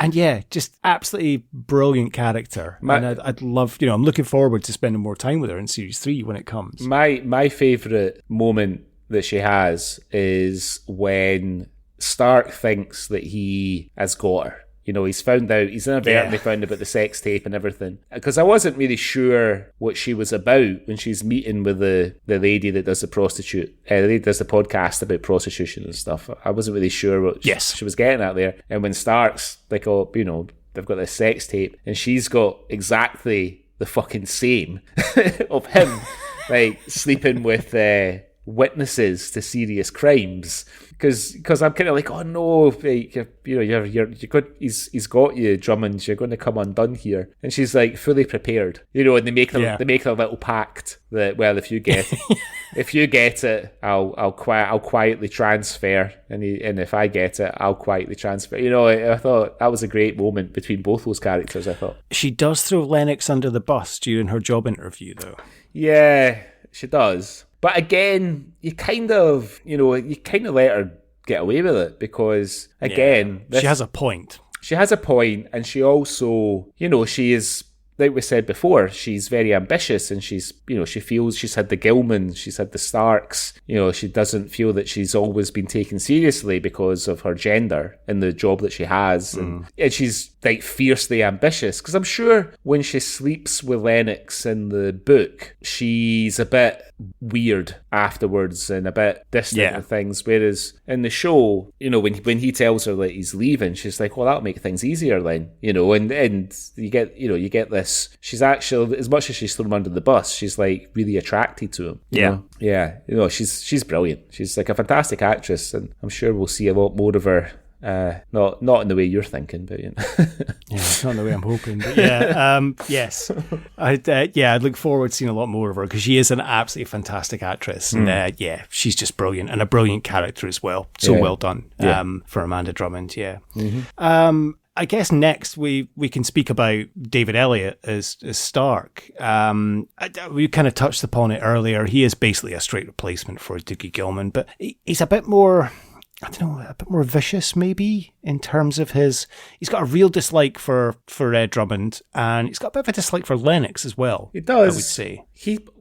I felt with him, he is maybe a bit more passionate about policing than maybe Gilman was in the first series. Yeah, you're right, actually, yeah. It doesn't do it the right way, but, he feels strongly. He does have a couple of great lines and a couple of great scenes, though. I think that my personal favourite is when he's chatting up the doctor's receptionist, and when she comes out with the, I'm old enough to be your mother, and he says, no, you're old enough to be my lover. Must have been frustrating. The great love you had for him. But his own only ever going to this place. He was devoted to the community. He didn't look at you the way a man should look at a beautiful woman. What? What are you saying? He did not look at you the way a man should look at a beautiful woman. You can't say that to me. I'm old enough to be your mother. No, you're not. You're old enough to be my lover. And he's coping her in the car. It's he very much, they channel all of the words through him because he is the one that comes up. Well, he must have been coping somewhere else. Yeah. Or he does say, a couple of, quite a few of the Irvine Welshisms seem to come out of his mouth. And when he does deliver in the job interview, they used to call me Iron Man, like after the billionaire playboy, because he gets results. What is it he says? He says something like, when things go about Princess Michael. Remember? So, yeah. It was fucking that's a real Irvine Welshism, for sure. But let me ask you something about Nick Elliott, because I couldn't... earlier in the week, where you and I were talking on WhatsApp, it was difficult to find a lot of information about who played who and characters and stuff because it's so new. The usual things like IMDb and Wikipedia hadn't really been updated. Nick Elliott, I think, bears a resemblance to Eamon Elliott, the actor. Do you mean David Elliott? What did I say? Nick Elliott. Yeah, David Elliott. Sorry. Nick Elliott. David Elliott. Yeah, sorry. Yeah. And I wondered if they were brothers, because there's a resemblance. Are they, actually? Well, there is, actually, yeah. Yeah, there is a resemblance. But I checked yesterday, and I guess he's a bit of a newcomer, David Elliott, so I couldn't really find out, but I was sure there is like a resemblance there, and I thought, I wonder if they're related. He does have this annoying kind of trend of repeating the last word that everyone says in their sentence, which Lennox does point out at one point, like, this is getting really fucking annoying doing this. And I don't know why he does it, but it's a very strange kind of that he does. And I do like when they go to Erskine's flat and they're raiding it and they find the porn tapes, and he's like, he's fucking dead to me. Yeah, I know. He's already dead. Fucking short eyes. Yeah. Well, the scene, I was reading an interview with the lovely Vanderham, and apparently the scene, and I think it's episode 1 or 2, when Stark he's living in his car. We never really find out why, but we can assume that because he's made an arse of a relationship or whatever, and he's trying to bang one out, and he can, and then he sees a couple argue, so he goes and sets about the guy. What they didn't realise when they shot that scene at night, regrettably, the scene with him assaulting a guy with a baseball bat was filmed outside like a kid's nursery. Okay. Which it was like, that we didn't really realise that at the time, and we got in a little bit of hot water as a result. Oh. Yeah. He is hilarious when he goes down to Keith and Cressida's with a baseball bat and tells them, you are in deep shit. And then obviously watches the porn, and what he says about that he's a Christian and have to forgive, and when he says he's a Christian, you see her eyes kind of like, really? He's like see, I thought what might happen there was, as much as he didn't like Drummond, there would be that sort of police code. Well, I don't like her, but she's one of us, and you can't. I'm not going to stand for you fucking blackmailing her, Yeah. But it went a different way.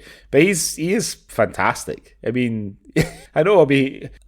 there's something about fiercely politically incorrect. And I say politically incorrect, I mean politically incorrect by like 2023's standards. And it's every year that goes by, it feels like the fucking watermark gets higher and higher from what's acceptable and what isn't. But there's just something really, really funny about that type of character. Whether it's a character on like a drama or a movie like what we're talking about, or whether it's just somebody you fucking meet in the pub. I just find that, and I will laugh at politically incorrect humour, but I try to be a good guy, and I try to be accepting of people's viewpoints and opinions and the way they want to live their lives and everything else. I try to live and let live, and and like I might poke fun if I'm having a conversation with you, but I would never try and make somebody feel bad for what a choice they've made. No. But I do find people who are just completely unconsciously politically incorrect absolutely hilarious. And like my mother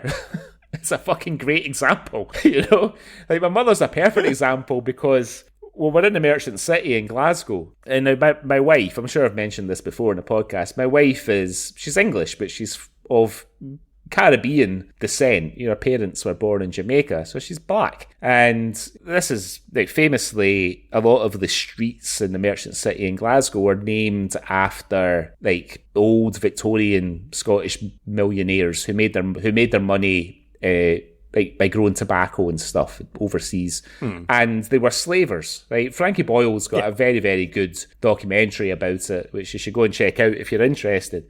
So we were having some lunch in my friend's restaurant in the Merchant City, Marchanta. Go and try it out, listeners. It's very good. And we got onto it. Mum was saying much like the Merchant City, and I was like, a shame that all the streets are named after slavers. And my mother, in front of her black daughter-in-law, said, "Yeah, but it was such a long time ago. It was a really long time ago." And I was like, "What do you mean, what? Slavery?" She was like, "Yeah, but it was hundreds of years ago." I was like, "I think people still feel quite passionate about it." But she's, "Why?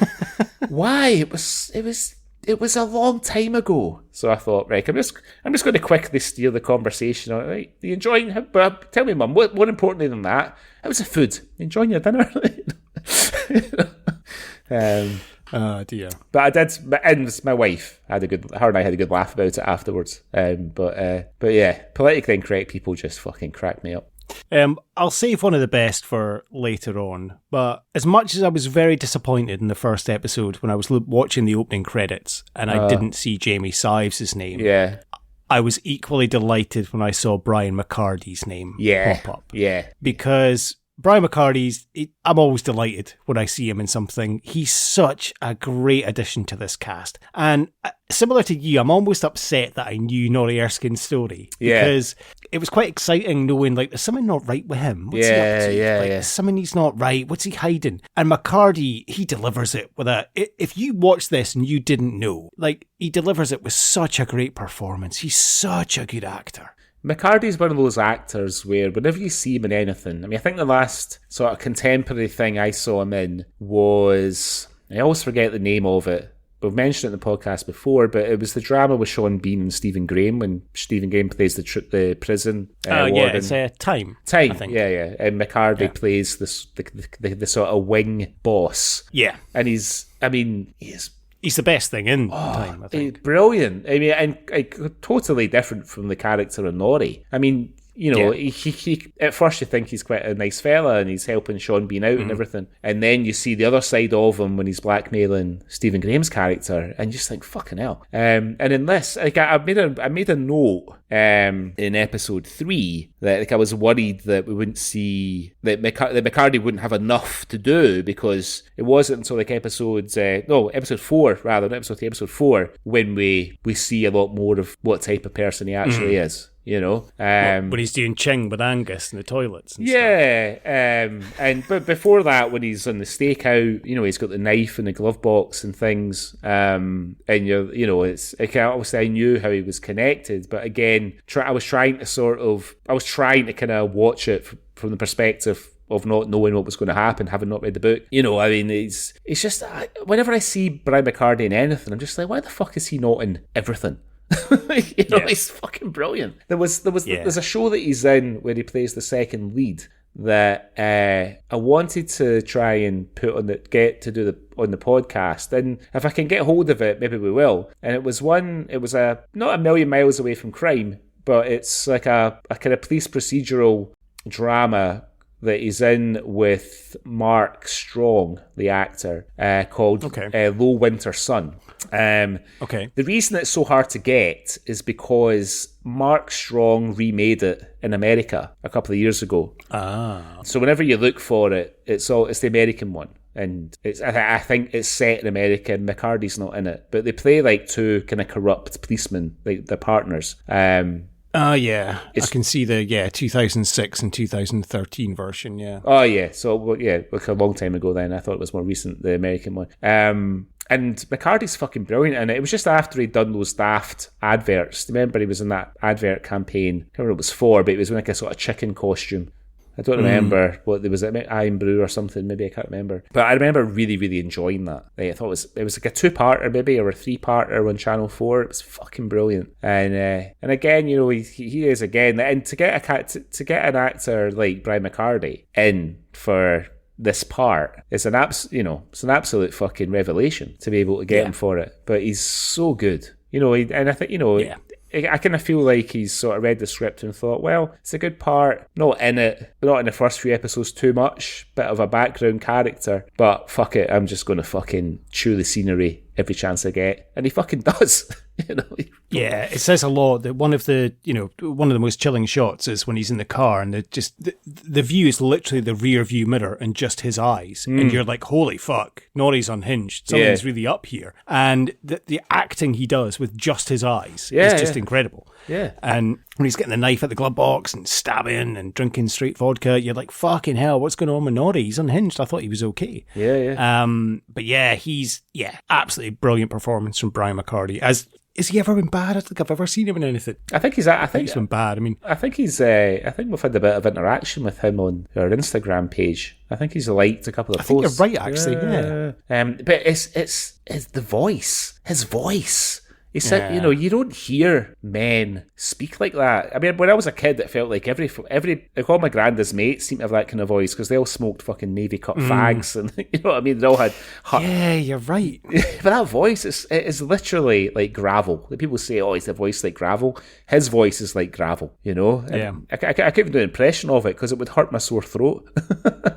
I guess let's get on to probably my second favourite performance in this series is Ken Stott as Bob Toll. Yeah. He is just incredible in this. I mean, to be fair, all the cast are. But there's just something about Stott's performance in this series for me that absolutely just, he's just incredible. His speech about not being for this world anymore. Yeah. And after Drummond's kind of given him the he, she, they. Yeah. You really get the sense from that he's a broken man who's at the end of his wits, and you genuinely feel sorry for him. And like his facial expressions when he's during Lennox's interview and he's like, oh, fuck, oh, Jesus. But genuinely, as I say, one of my favourite scenes of the whole series is when he's talking with Lauren. Yeah. And he's saying he knew Jerry, he could talk to Jerry. And I just love it when Lauren turns to him and goes, well, take a girl for a drink. Yeah. But it'll be slick with tonic, you know? I know what you're like. And Bob just cracks up laughing. And you're just like, oh, it's so good to see. Like, oh, like Bob and Lauren are going to get on so well. Yeah. Like, it's so heartwarming to see that. But yeah, Ken Stott, just absolutely brilliant. I don't know. She's telling the truth, Bob. I've been out of the force a long time, but this place hasn't changed a bit. It's bloody unrecognisable, Jerry. I can't keep up. Sorry. Lauren, of course. It's okay. It's not okay. This job is about right and wrong. I used to know the difference. But now I can't open my mouth without saying the wrong thing. You're learning. Society's lost the art of patience. Revolutions are an education, Bob. I haven't got the energy. Every day I walk the tightrope of being cancelled. I don't even know how to talk to you. You can say anything to me. We've known each other 30 years. I knew Jerry. I'm probably saying all the wrong things.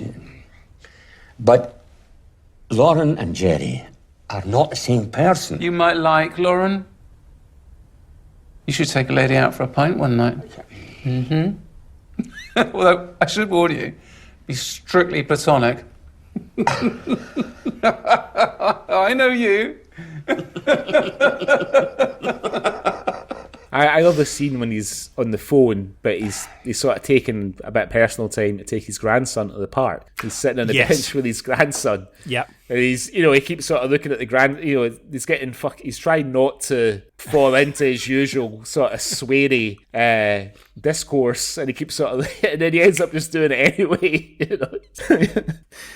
But how many policemen has Ken Stott played in his career? I mean, famously, he played Rebus for years. It's the third time we've discussed this. Yeah. On the podcast.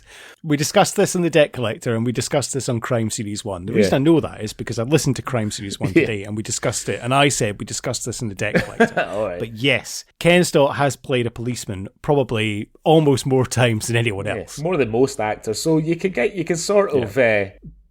playing the kind of veteran on the edge of retirement policeman probably came quite naturally to him, I thought. Yeah. But he's had enough. He's fantastic. I mean, he is very, very funny. But the scene after, you mentioned it earlier when we were talking about Dougray Scott, when Lennox has been down the well and he's accidentally in the dark, he's put his hand through the sort of skull of the poor wee girl that's been murdered. And he's fucking an emotional wreck, and Toll embraces him. He's upset. He's fucking crying his eyes out over what he's just experienced. And again, the whole dynamic between Stott and Scott, you feel like these guys are guys who have worked together for a long time. And the respect is there.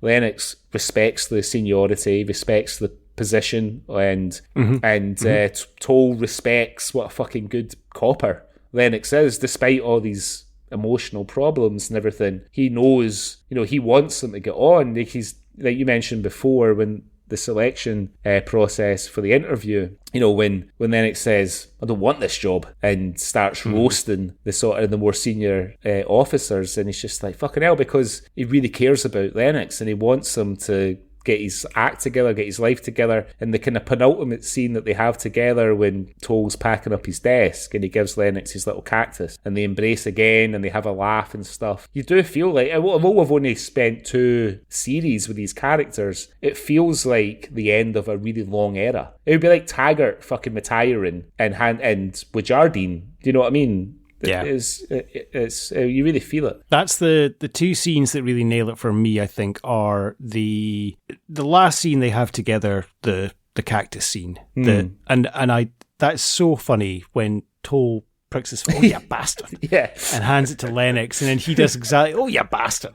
It's brilliant. But the scene before that they share together after the interview, and Toll Lennox, he goes, well, you fucking done it now, and he rants at Lennox about, I gave you every opportunity, I let you get away with fucking homicide. And because that's such a great running joke throughout the whole series, that murder has to now be called homicide, and none of them can do it. And then they just have this amazing laugh about it when Lennox like, fucking homicide, eh?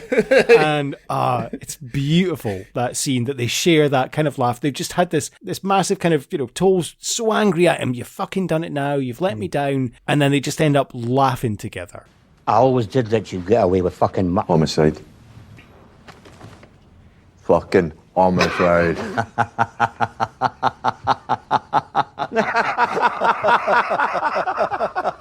Yeah, it's great. I mean, he's just fantastic, Ken Stott. I mean, such a nuanced actor. I mean, I guess, like, from a different perspective, you could say, oh, well, this is like fucking bread and butter to him, playing a policeman. But if you think about all the different police characters that he's played, they're all very different, they are. I mean, they're policemen. That's the only thing they got in common, but they're completely different. You can't compare the policeman he plays in The Debt Collector to Rebus or to Bob Toll, for example. Yeah, exactly. Just picking 3, but he's played a lot more than that. But you can't really compare any of that. But he's absolutely fantastic in this. Yeah, no, the next, I know he's not in it very much, and he's not Scottish, but let's say something about John Sim. I've always really, really liked John Sim as an actor. Like everything that I was seeing. I remember an old movie that he was in, I probably mentioned it in the last, when we did series 1,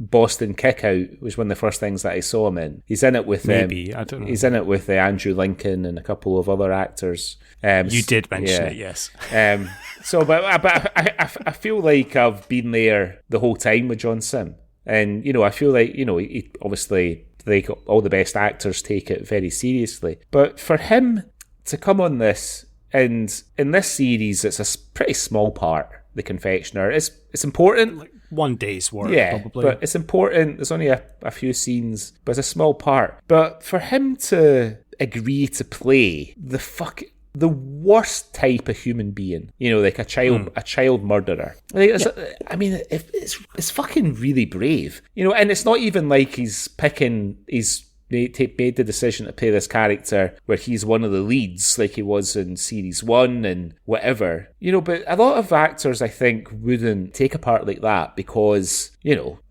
wants to be associated with that type of person? It's a job and everything else, you're acting, it's a performance, it's not real. But there's not many actors that would agree to play like a paedophile or a child murderer or a rapist or something, especially when they're such an established actor. I'd imagine. I mean, I've just checked. John Sim's 53 now, and he has, forever played kind of the good guy in a way in terms of everything we kind of know him for. In terms of if you go with the Lakes or Human Traffic, Life on Mars, Ashes to Ashes. He wasn't in Ashes to Ashes, was he? No. It was Keeley Hawes.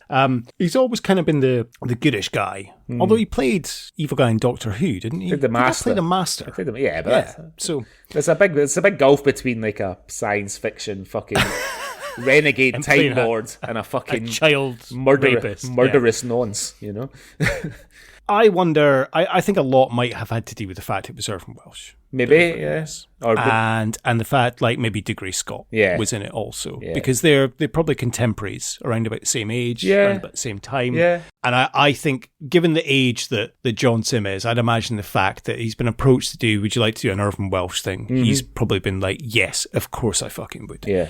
And it doesn't matter the role. And of course, he's getting older now, so it's ideal that he's going to take on darker roles because that's what happens when you get older. You are going to end up playing the pedo. You are going to end up, you're either going to end up playing Inspector Morse or Jimmy Savile. So there's only two ways. So this is Nicky's warning to all actors that are going into their 50s. Chances are you're going to end up playing the pedo. You're either going to play Gandalf or Grandad Pedo. Genuinely, you're right. It is brave to take on a role like this. It really is. But he's fantastic, and he's only in one scene. I think you hear his voice a couple of times. Yes, yeah. When Lennox visits him in prison, that's the only scene, right? Yeah. That's the only scene you actually physically see him. You do hear his voice a couple of times in a voiceover kind of in Lennox's head. But that's the only scene you actually physically see him. And again, he's brilliant. And I forgot how great he is in the first series. Oh, it's brilliant. He's just absolutely brilliant. And he's a great actor. And you're right. He's wonderful. And I did wonder when it came in and Lennox went to see him, and he was straight to see him, but he's playing with him. And I wonder if he'll play a bigger part in series 3 as well, because someone has been leaking, but I guess it was Sally. Well, that's what I thought, the information, I assumed it was her, That's what I assumed, because Lennox was quite raging about the guys in the office, but no one seemed to be like, okay, I've been leaking stuff. I think, I presume it was Sally that was leaking the information, which I guess leads us to the lovely Laura Fraser. Yeah. As Sally. She's great in this. She's really good. Yeah, she is. She's wonderful. She was great in series 1. She's great in series 2. Laura Fraser's great in everything I've seen her in. She's just got this kind of, I don't know what it is, just this vibe about her. Even going back to like Small Faces and things like 16 Years of Alcohol. Like Laura Fraser's just always just this lovely woman that I just want to hang out with and just spend some time with. Like, she's so lovely. She is, but she's also got like a sort of intensity about her, like even in like Small Faces, which she's very young in that, and she's sort of manipulating all three brothers and things. But she's not sort of, the character isn't horrible to any of the three brothers, but she's clearly manipulating them for whatever reason, and in this, Because if I remember rightly from the book, the character of Sally, when everything is revealed, she's not very sympathetic as a character, you know. Whereas in this, the whole part of the story where she admits that revenge hasn't made her feel any better. It hasn't helped. If anything, it's made her feel worse, you know, because she commits suicide. You know, and again, you know, she brings that vulnerability to the role where we learn that the character of Sally has been raped by the three of the guys, one of which she's not managed to, hasn't been killed, but he's been, like Pigott Smith, he's been, what's the word I'm looking for? Castrated, yes. But the other two have been murdered. And four. Oh yeah, sorry. Yeah, no, I mean the rapists though. Like, there's 3 rapists, so she's 2 because I thought there was 3, but Norrie didn't stop. Two raped her, 1 held her down, and 1 right, okay, fair enough. So okay, there you go. But we don't know. We know that we know Richie Gulliver definitely raped her. Yeah, she said he was the most violent, but she doesn't say who held her down. I think we're led to believe Pigott Wilkins probably raped her as well. Yeah, so it might have been the doctor that held her down, and we know that Norrie just watched. But but she does clearly say 2 raped me, 1 held me down, and 1 watched. Yeah, but you know, conveying this, you know, that she turns it into like a really tragic character, because like, this horrendous things happened to her. She has taken revenge in the most brutal way, but she's, if anything, she's more damaged. She still can't move past it, and it leads her to taking her own life. And you know, Laura Fraser's just fucking a tour de force, I think. Absolutely. And that's kind of her message to Ray, because she can see that Ray is going down the same path that she's going to. Because Ray does say, you know, I would fucking destroy, I would kill them if I got my hands on the guys that rape. And she can see he's going down that road. So I think that's why she calls him and gets him round to say, look, I've done this and it doesn't make me feel any better. So I'm a way to kill myself. Like, it doesn't help anything. So don't go down that road. But I guess he potentially will in the third book and third series. We'll have to wait and see. But yeah, I think that's the reason. But yeah, you're right. She's brilliant in this. She's just so lovely and likable, but then has this just dark edge to her. Yeah, and this kind of twisted narrative that she's going through. And she has this fondness for Ray as well, because you know, and I think when she realizes when he tells her that he was raped, she sort of sees a bit of a kindred spirit, and I think that's what leads her to making that revelation to him that it's not going to help. You know, what you want to do is not going to make you feel any better. You have to try and move on. Yeah, she's great. She's fucking great, Laura Fraser. And then we have, I guess, Derek Riddell as Richie Gulliver. I mean, he's only in the first 3 episodes. He's such a fucking twat. But he's such a good villain. He's so good. So good. I absolutely love it when I think it's Lennox, Drummond and Stark are there, and he keeps addressing Lennox as, hello, my name is Ray. Yeah. And it's such a fucking condescending but wonderful bit that he's obviously referring to the AA meetings and things they go to. But he's brilliant. But such an evil bastard. Yeah, he's such a good villain, you know, playing this sort of smarmy right-wing politician. And like the scene where he's given the sort of Enoch Powley sort of speech, and it's really well constructed up until the point where the guy tries to attack him and Ray tackles him. But it's very true to life, because you have people that support him as well, that support his viewpoint, and they're nodding along and stuff, and then you got the ones that are very much against them, and you know, and then there's the guy that is so against them that he wants to fucking plunge him, but unfortunately for him,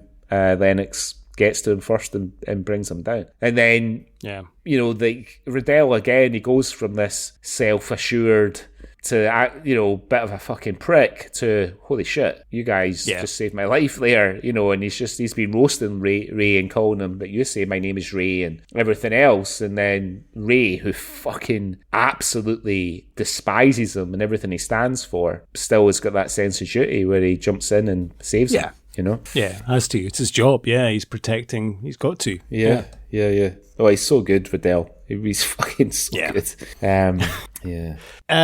Did you like Grado's little appearance? I loved it. Yeah, I was because at first I was kind of and he's only got a small part, but I'm sure for him he's like fucking hell. I'm going to be acting with Dougray Scott. He's brilliant. For somebody who he's good. For somebody who probably sort of Scott Squad and then Three Doors Down are his proper sort of acting gigs, and now he's this like a high concept, high production value drama. Small scene, but I sort of take my hat off to him. He's probably thought to himself, right, this could lead to something else. I'm going to fucking bring my absolute A game to it. No, I thought that because the first time I watched it, I was like, oh, fuck, it's great though. Yeah. Like I knew he was in it, but I wasn't sure what he was in it. I was like, oh, is that it? And then on the second rewatch, I really watched him and I was like, you know something? He's really fucking good. Like he's only got like 2-3 lines. Yeah. But he's really good. Like when he's like, if it's police business, you can fuck off without a warrant. If it's personal, come on in. Yeah. And yeah, it's wonderful. Really good. I thought he acted really well. I have to say though, like that his place, like Teggsy's place, it looks like the most fucking depressing fucking place in the world. Doesn't it? Like, fuck yeah. I wouldn't fancy going there. No chance. We obviously presume that Jamie Sives couldn't come back, probably due to filming guilt. And I can also presume that the actor Stuart Martin, who plays his brother Stuart, couldn't come back. Yeah. Because they made up that he was filming in Hungary. But I did read that the actor Stuart Martin, he is in another show. So I presume they just wrote him out of this series. And maybe rightly so, because there might have been too many characters involved then if he was doing something into that as well. Yeah, not as much as Jamie Sives, but I think the scenes with the Lennox family sort of miss him a little bit, But no, it's maybe they've left it open. Maybe he'll be back later on. It'd be good to see him back. I liked the relationship between him and Ray in the first series. The scenes with him, There's a little cameo in the book, The Long Knives, that I was disappointed. I was kind of fingers crossed. I knew it wasn't going to happen. But I was kind of hoping Sick Boy might turn up at one point. But obviously, like a little wee Johnny Lee Miller cameo would have been wonderful, but you can't have everything, I suppose. No. I have to say as well, I absolutely loved the climax of the Victor and Lennox part, because as much as it's a Scottish TV cop drama, you fucking love to. You'd never see this in anything else, really. A cop smacking the guy with a Bluetooth speaker, tasering him, and then screaming, "You fucking scumbag," as he's tasering him. Like, you'd never see Morse or Bergerac doing that, would you? Like, it's so good. It's like out of a Hollywood film, but you still wouldn't see it in a Hollywood film. It's something about the way, like, it's not like a Hollywood smack. It's just the way he just picks it up and throws it. And Victor's kind of like, the fuck was that? And then bang, taser, "You fucking scumbag." I loved it. I rewound it about 6 times and watched it again. It's so good. I liked it. I think though, like, maybe one of the weaker parts of the script, I think that would have been, it is quite satisfying. I think it'd be more satisfying if we spent a bit more time with Victor's character. I would agree with you on that, yes. Because I just felt that, and the other thing about the scene is you never really feel like Lennox is in any trouble. You know what I mean? Yeah, you're right. The stakes are high because his nephew, who he loves, very fond of, is in peril, and so is his friend. Victor's got his cleaver. But I think if we had spent more time with Victor, because the thing is, like I was going to mention this earlier, although we see the aftermaths of these horrendous murders, it's not very. You don't see an awful lot of violence, like actually happening. There's the scene where Stark sets about the guy with the baseball bat, and then Drummond's ex-boyfriend. And then this scene, but even that scene's not very violent. It's just a guy getting a speaker fucking whacked off his canister and then tasered. So like the themes are very dark and whatnot, but the actual violence itself is not gratuitous. No, but I guess they had to tone the violence down so they could put the language up. I would presume and plus the violence, it's not necessary. You never saw violence on Taggart and stuff, so I think it's There are a couple of scenes in Taggart. I can't remember which one. It's maybe Death Call, when somebody gets like stabbed to death in a telephone box, and you know, for like the mid, even by like modern standards, it's a bit fucking hell, you know. But no, I did like that scene. I did enjoy it. Do you think I could get away with a black polo neck that Dougray Scott wears? Because he just makes it look so fucking cool. I think you could get away with it. Did you not wear a polo neck to my dad's funeral with your jacket? No, it was just a jumper. Oh, was it? Oh, right, okay. Yeah. No, just a jumper. Pull it off. Good looking guy like yourself. I might invest in a polo neck just so I can pull it off and look like Dougray Scott. You can walk around the streets of Amsterdam with your polo neck, your long lamb's wool jacket. Yeah, I wish I'd got lockpicking skills when I tried to break into Pittodrie 20 odd years ago, just like Ray Lennox has when he breaks into to Tynecastle. But unfortunately, I couldn't. Let's not use his wee police issue tool, because Drummond uses the same one to break into the flat, doesn't she? Yes, get the laptop. She does. Yeah. So we'll see what happens, because there's a obviously third book planned in July. Yeah. I'm hoping, because I've read an interview with Irvine Welsh and he said there's 2 books that he's working on. So he's obviously working on the third part of Crime, which will be out next year, and then he's working on a new Trainspotting book as well. Oh, really? I wonder what. Yes. I wonder. It's there's only one time period he could work on. So he's milking it for all it's worth. There's only one more time period left, right? And that's what it's going to be about. So, which is going to be right after the events of Trainspotting, between Trainspotting and Porno. Exactly. Right. Yeah. Which we kind of know what happens to the characters, but we don't really know. But yeah. But I don't know how it's going to work, because Mark's obviously going to be in Amsterdam, on his own, and then you're going to have Begbie probably in jail, but then we're going to find out what happens to him. Then Spud, we know he just fucking takes the money that Mark gives him and spends it all on Skag, and then I'm not sure what happens to Simon. It's London in between, because when we meet him in Porno, he's in London, right? If you get the feel, he's been in London for a while, because his ex-wife is English, isn't she? And his little boy. Right, yes. So, So we'll see what happens there. But so we'll look forward to the third book in the crime series, and I'm sure Seriously a Crime, I don't know when it'll be out, because if the book's not out till July next year, then I don't know, that maybe they will fast track a series and get it done for this time next year, or maybe we'll have a 2-year wait. But, because I think when we did the first series of Crime, it had been out for quite a while, because it was on BritBox, wasn't it, first? You're right. In fact, because I listened to it today, and I think we mentioned it had been out for about a year. So there has been 2 years in between the series. Because you're right, because the first series came out, then The Long Knives came out about a year ago. Yes. And then now series 2's come out, so I guess it'll go the same pattern. We'll have Resolution come out next year, and then probably September 2025, we'll have series 3 of Crime. Yeah. Okay. Cool. So is it time to put series 2 of Crime through the Swally Awards? Why not, Greg? Let's do it. What have we got first? Okay. The first award then is the Bobby the Barman Award for the best pub. So we've got the pub that Erskine and Stark drink in, which I think is round this from the hotel. We've got the hotel bar. We've got the little kind of social club they have the doctors thing in. And then we've got Angus's restaurant, but that's a restaurant. That's not a bar. Yeah. So,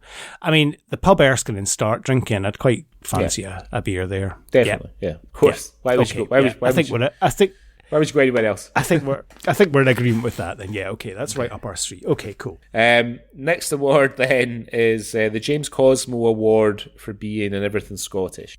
I had Ellie Haddington and Ken Stott, because is Ellie Haddington in it enough to qualify? She's not in it a huge amount, but probably enough. But yeah, it's Ellie Haddington, but Ken Stott as well has been in a hell of a lot. So I gave it to those as kind of a 2-way tie. Brian McCarty could also potentially qualify as well. He's been in a lot, but did you have anyone else different? I had Ellie Haddington. I don't know, like Ken Stott, they awards the Cosmo Award, and it's not that odd. I can't really think of anything that Cosmo is a lead actor in, but he's always a brilliant supporting actor in the things that we see him in, whereas Ken Stott has been a lead actor a million times, but the Cosmo Award feels like it's more for that strong supporting role as opposed to a lead, so that's why I went with Ellie. Yeah, I'm happy to go with Ellie. Okay, she's won it quite a few times before, I think. She has. Yeah.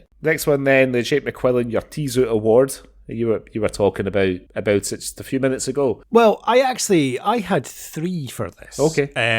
But I'm guessing you're going for Ray taking down Victor with a Bluetooth speaker and the taser. Yeah. I also argued, I mean, it is teased. I like Lauren headbutting the intruder. That was a good one. When the intruder comes in. Yeah. She just fucking headbutts him. Could you say that the ultimate teased is Sally getting revenge on the 4 guys that raped her? I don't know, because I always think a tease out as being sort of sudden, unexpected, devastating violence. like Lauren, like, fucking sticking the nut on the guy, you know. Well, we'll go with Laura, or we'll go with Ray. I think Ray taking down Victor and with the Bluetooth speaker and the taser and shouting, "You fucking bastard," or something is probably the best. Actually, we'll go with that. It raises an interesting question. So, the person that Lauren sticks the nut on, I guess we're expected to think that's like some faceless servant of the state trying to find evidence to protect Pigott Smith, right? It's not Victor. No, I presume so, because at one point I wondered if it was Stark, because he wears the balaclava and he's got the bat. Yes. But he doesn't have a bruise in his head. No. And she really fucking sticks. And the fact that she's got a massive bruise in her head, whoever she's headbutted must have a fucking humdinger of an Ur Willy size egg coming out the top of his head. So a big keeper. I think it's just meant to be a guy looking for the documents. Yeah. Okay, next one then is the Hugh McGregor Award for gratuitous nudity. There's not really any gratuitous nudity in it, is there? No, you do. I hate that I'm always the one that spots it for some reason. Why is it always me? You do see a little bit of boobies in episode 3, just after Richie Gulliver's had a threesome in the morning. Oh, yes. Throwing money at them and saying, "Go and I hope you kill yourselves on whatever, high grade heroin that you spend this money on," and whatever. But yes, you do see a little bit of nudity there. Yes, okay. Fair enough. Yep, I've forgotten about that. Next one then, the no shortage here, but the Francis Begbie Award for gratuitous swearing. What did you go for? Well, it was a difficult one to choose, to be honest, because there's quite a lot. I'm sort of interested to know which one you went for. I had 2 that I really liked, and it's 2 that made me funny, and I've mentioned both of them already. It's the bastard cactus exchange. It made me laugh a lot. Yep, that was good. Yeah. But I think my favourite is the "I let you get away with fucking homicide," and then the whole fucking homicide laugh. That made me really laugh a lot. What surprised me with Stark, considering the character that he is, he's not as sweary as you might expect, No, he's not as sweary as Gilman. No, definitely not. No. Definitely not. No. Yeah, no, I liked the cactus. I just fucking, "Hey, you bastard." Yeah. It's such a it's such a Scottish thing to say, isn't it? "Hey, you bastard." It's the simplicity of one person doing it and then the other person doing it. And when Lennox does it, it's the little kind of like the knowing nod that Ken Stott gives him, as if to be like, "Yeah, I told you." Yeah. It's kind of beautiful. Archetypal Scottish moment. Well, it's either the piper on the streets of Edinburgh when Drummond is walking to just before she confronts her ex-boyfriend, or the Forth Road Bridge. Scattering ashes at the Forth Road Bridge, I think, is quite a Scottish moment. Yeah, or, scattering, breaking into Premiership football stadium, the Scottish, as we've discovered, is quite archetypal. Yeah, I mean, as always, Edinburgh looks fucking great in it. It's fantastic. Everything that we've done where Edinburgh features prominently, even Filth, like the movie Filth, Edinburgh looks fucking brilliant in it.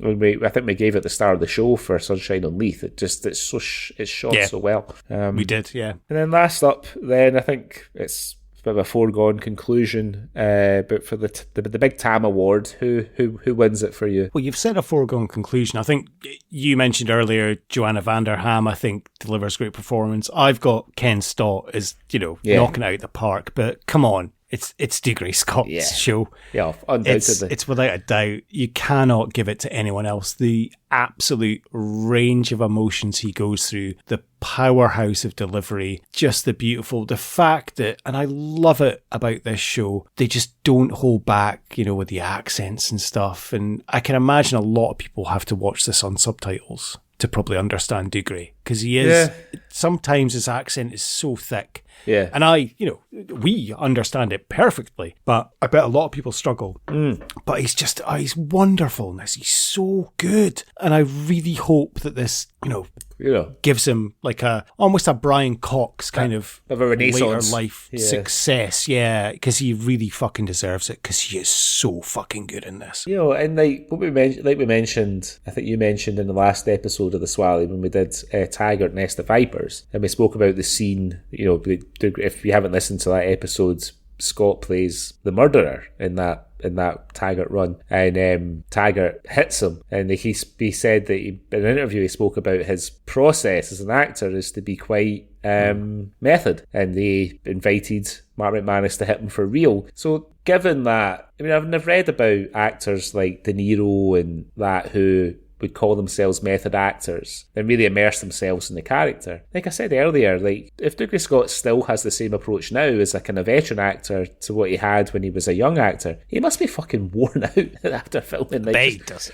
I bet he doesn't. You don't think he's as method? Can't go through. I think when he was younger, he's like, I'm a method actor. Come on, think about it. This was 1992. Yeah. One of his first roles, Taggart, he's like, I'm a method actor. Yeah, I like to get into the role. No. Once McManus punched him, he's like, fuck this. I'll do that again. I might have to prick my finger for real in this fucking cactus.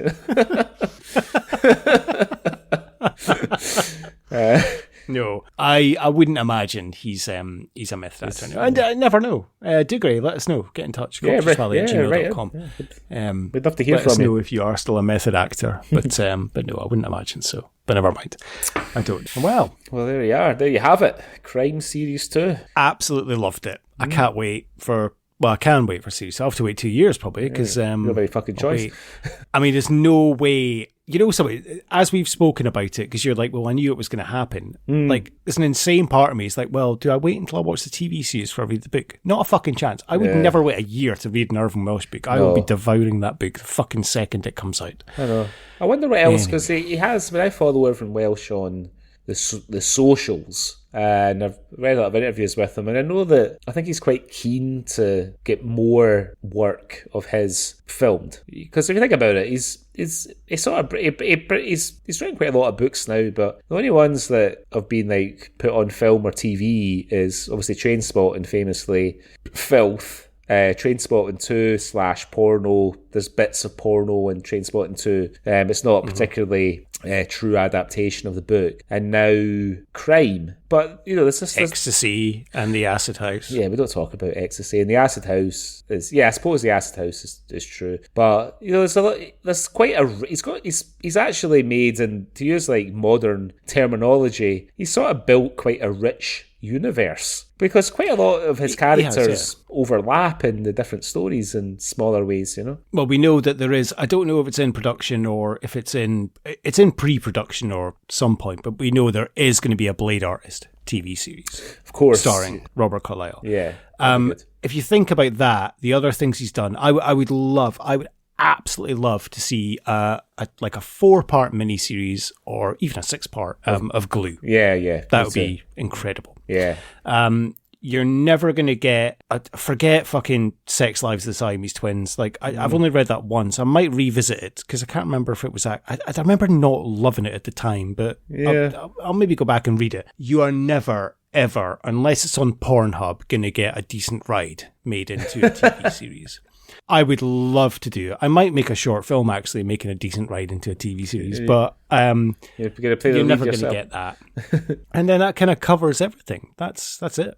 Well, then you got Maribou Stork. You can do stuff like... Yeah, you can do stuff like like, obviously, Dead Men's Trousers later down the line, you could do Skag Boys, but with a younger cast. I think that's what they're trying to maybe do as well, like make that into a TV series. Yeah. But then is that oversaturation? Does it get too much? Does that dilute the brand? And that's what you don't want to do. Because Trainspotting is such an iconic film. I do not want a Trainspotting TV series. Do not fucking touch that. But then he's like the Trainspotting play, the original play sort of comes and goes. It's a play. It's fine. That's fine. And porno's been made into a play. It's that's fine. Just now. I don't know. Leave it as a play. It's fine. I don't want any. It's a play. It's fine. Give me a Blade Artist TV series, and that's it. And if you want to do Dead Men's Trousers in like 5 years' time or so, I don't know how they could give me that. I don't think they could do it though, because the characters in T2, the characters of Rent and Begbie, Sick Boy and Spud, they're too far removed from the way they are in Dead Men's Trousers, Well, don't give me Dead Men's Trousers then. Just give me the Blade Artist. Give me the Blade Artist, Crime Series 3, and give me a decent ride. I think if they were to do a TV series of Skag Boys, and obviously with the characters that we know and love, but also make it a commentary on, the AIDS epidemic in Edinburgh in the 80s and everything, and if in the right hands, like we always say, it could be quite good. But it would depend on the cast, I think. Yeah, as long as it's not the In-Betweeners on heroin, then I'll be happy enough. I think you'll be all right. I don't have to worry too much about that. Look, if Welsh and Kavanagh write it, then it's going to be fine. Like, because obviously Welsh is no fool. He's not going to have anything shite go out with his output. So let's wait and see. But yeah, I absolutely love Crime Series 2. Let's wait and see what's next.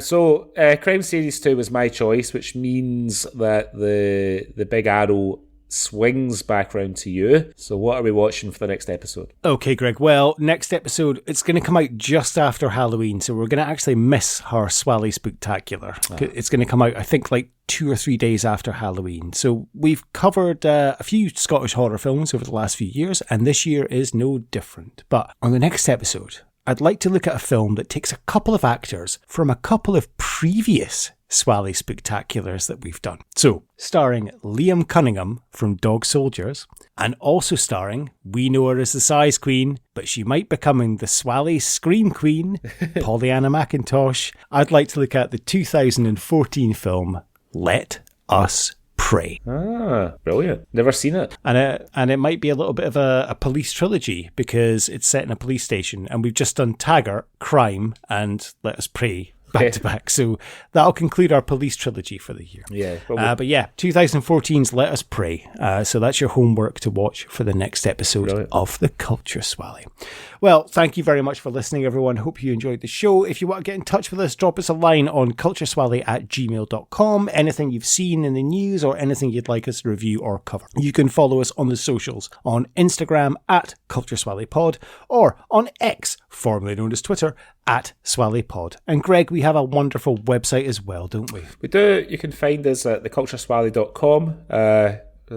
Lots of content, Scottish media content to read over, and you can contact us through the website as well. There are links to our social media and our Gmail accounts. So get in touch. And don't forget, we'd still like to hear who your young Taggart Dreamcast might be. So get in touch. You've just listened to the episode I sent you today, haven't you? Yeah.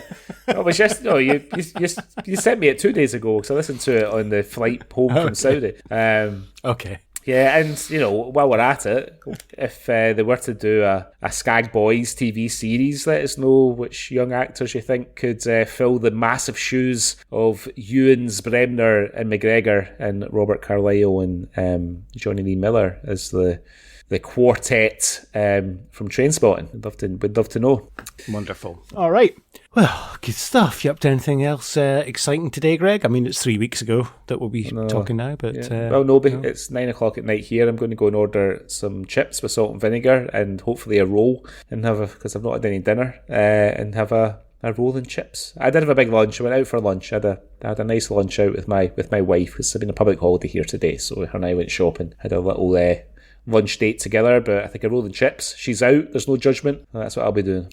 Well, you enjoy your roll and chips, Greg, and I will speak to you on the next episode of the Culture Swally, which we will actually be recording in about 4 or 5 weeks' time. Okay, right. Okay, until next time, Greg. Until next time. My name is Ray and I'm an addict. I've displaced my life for 40 years hiding from who I am. Hiding from what's made me. Power of the group's what keeps you safe. But life isn't safe. Life's a challenge that has to be faced. Now, I have to leave it all behind because it's time to heal myself and move on. I choose life.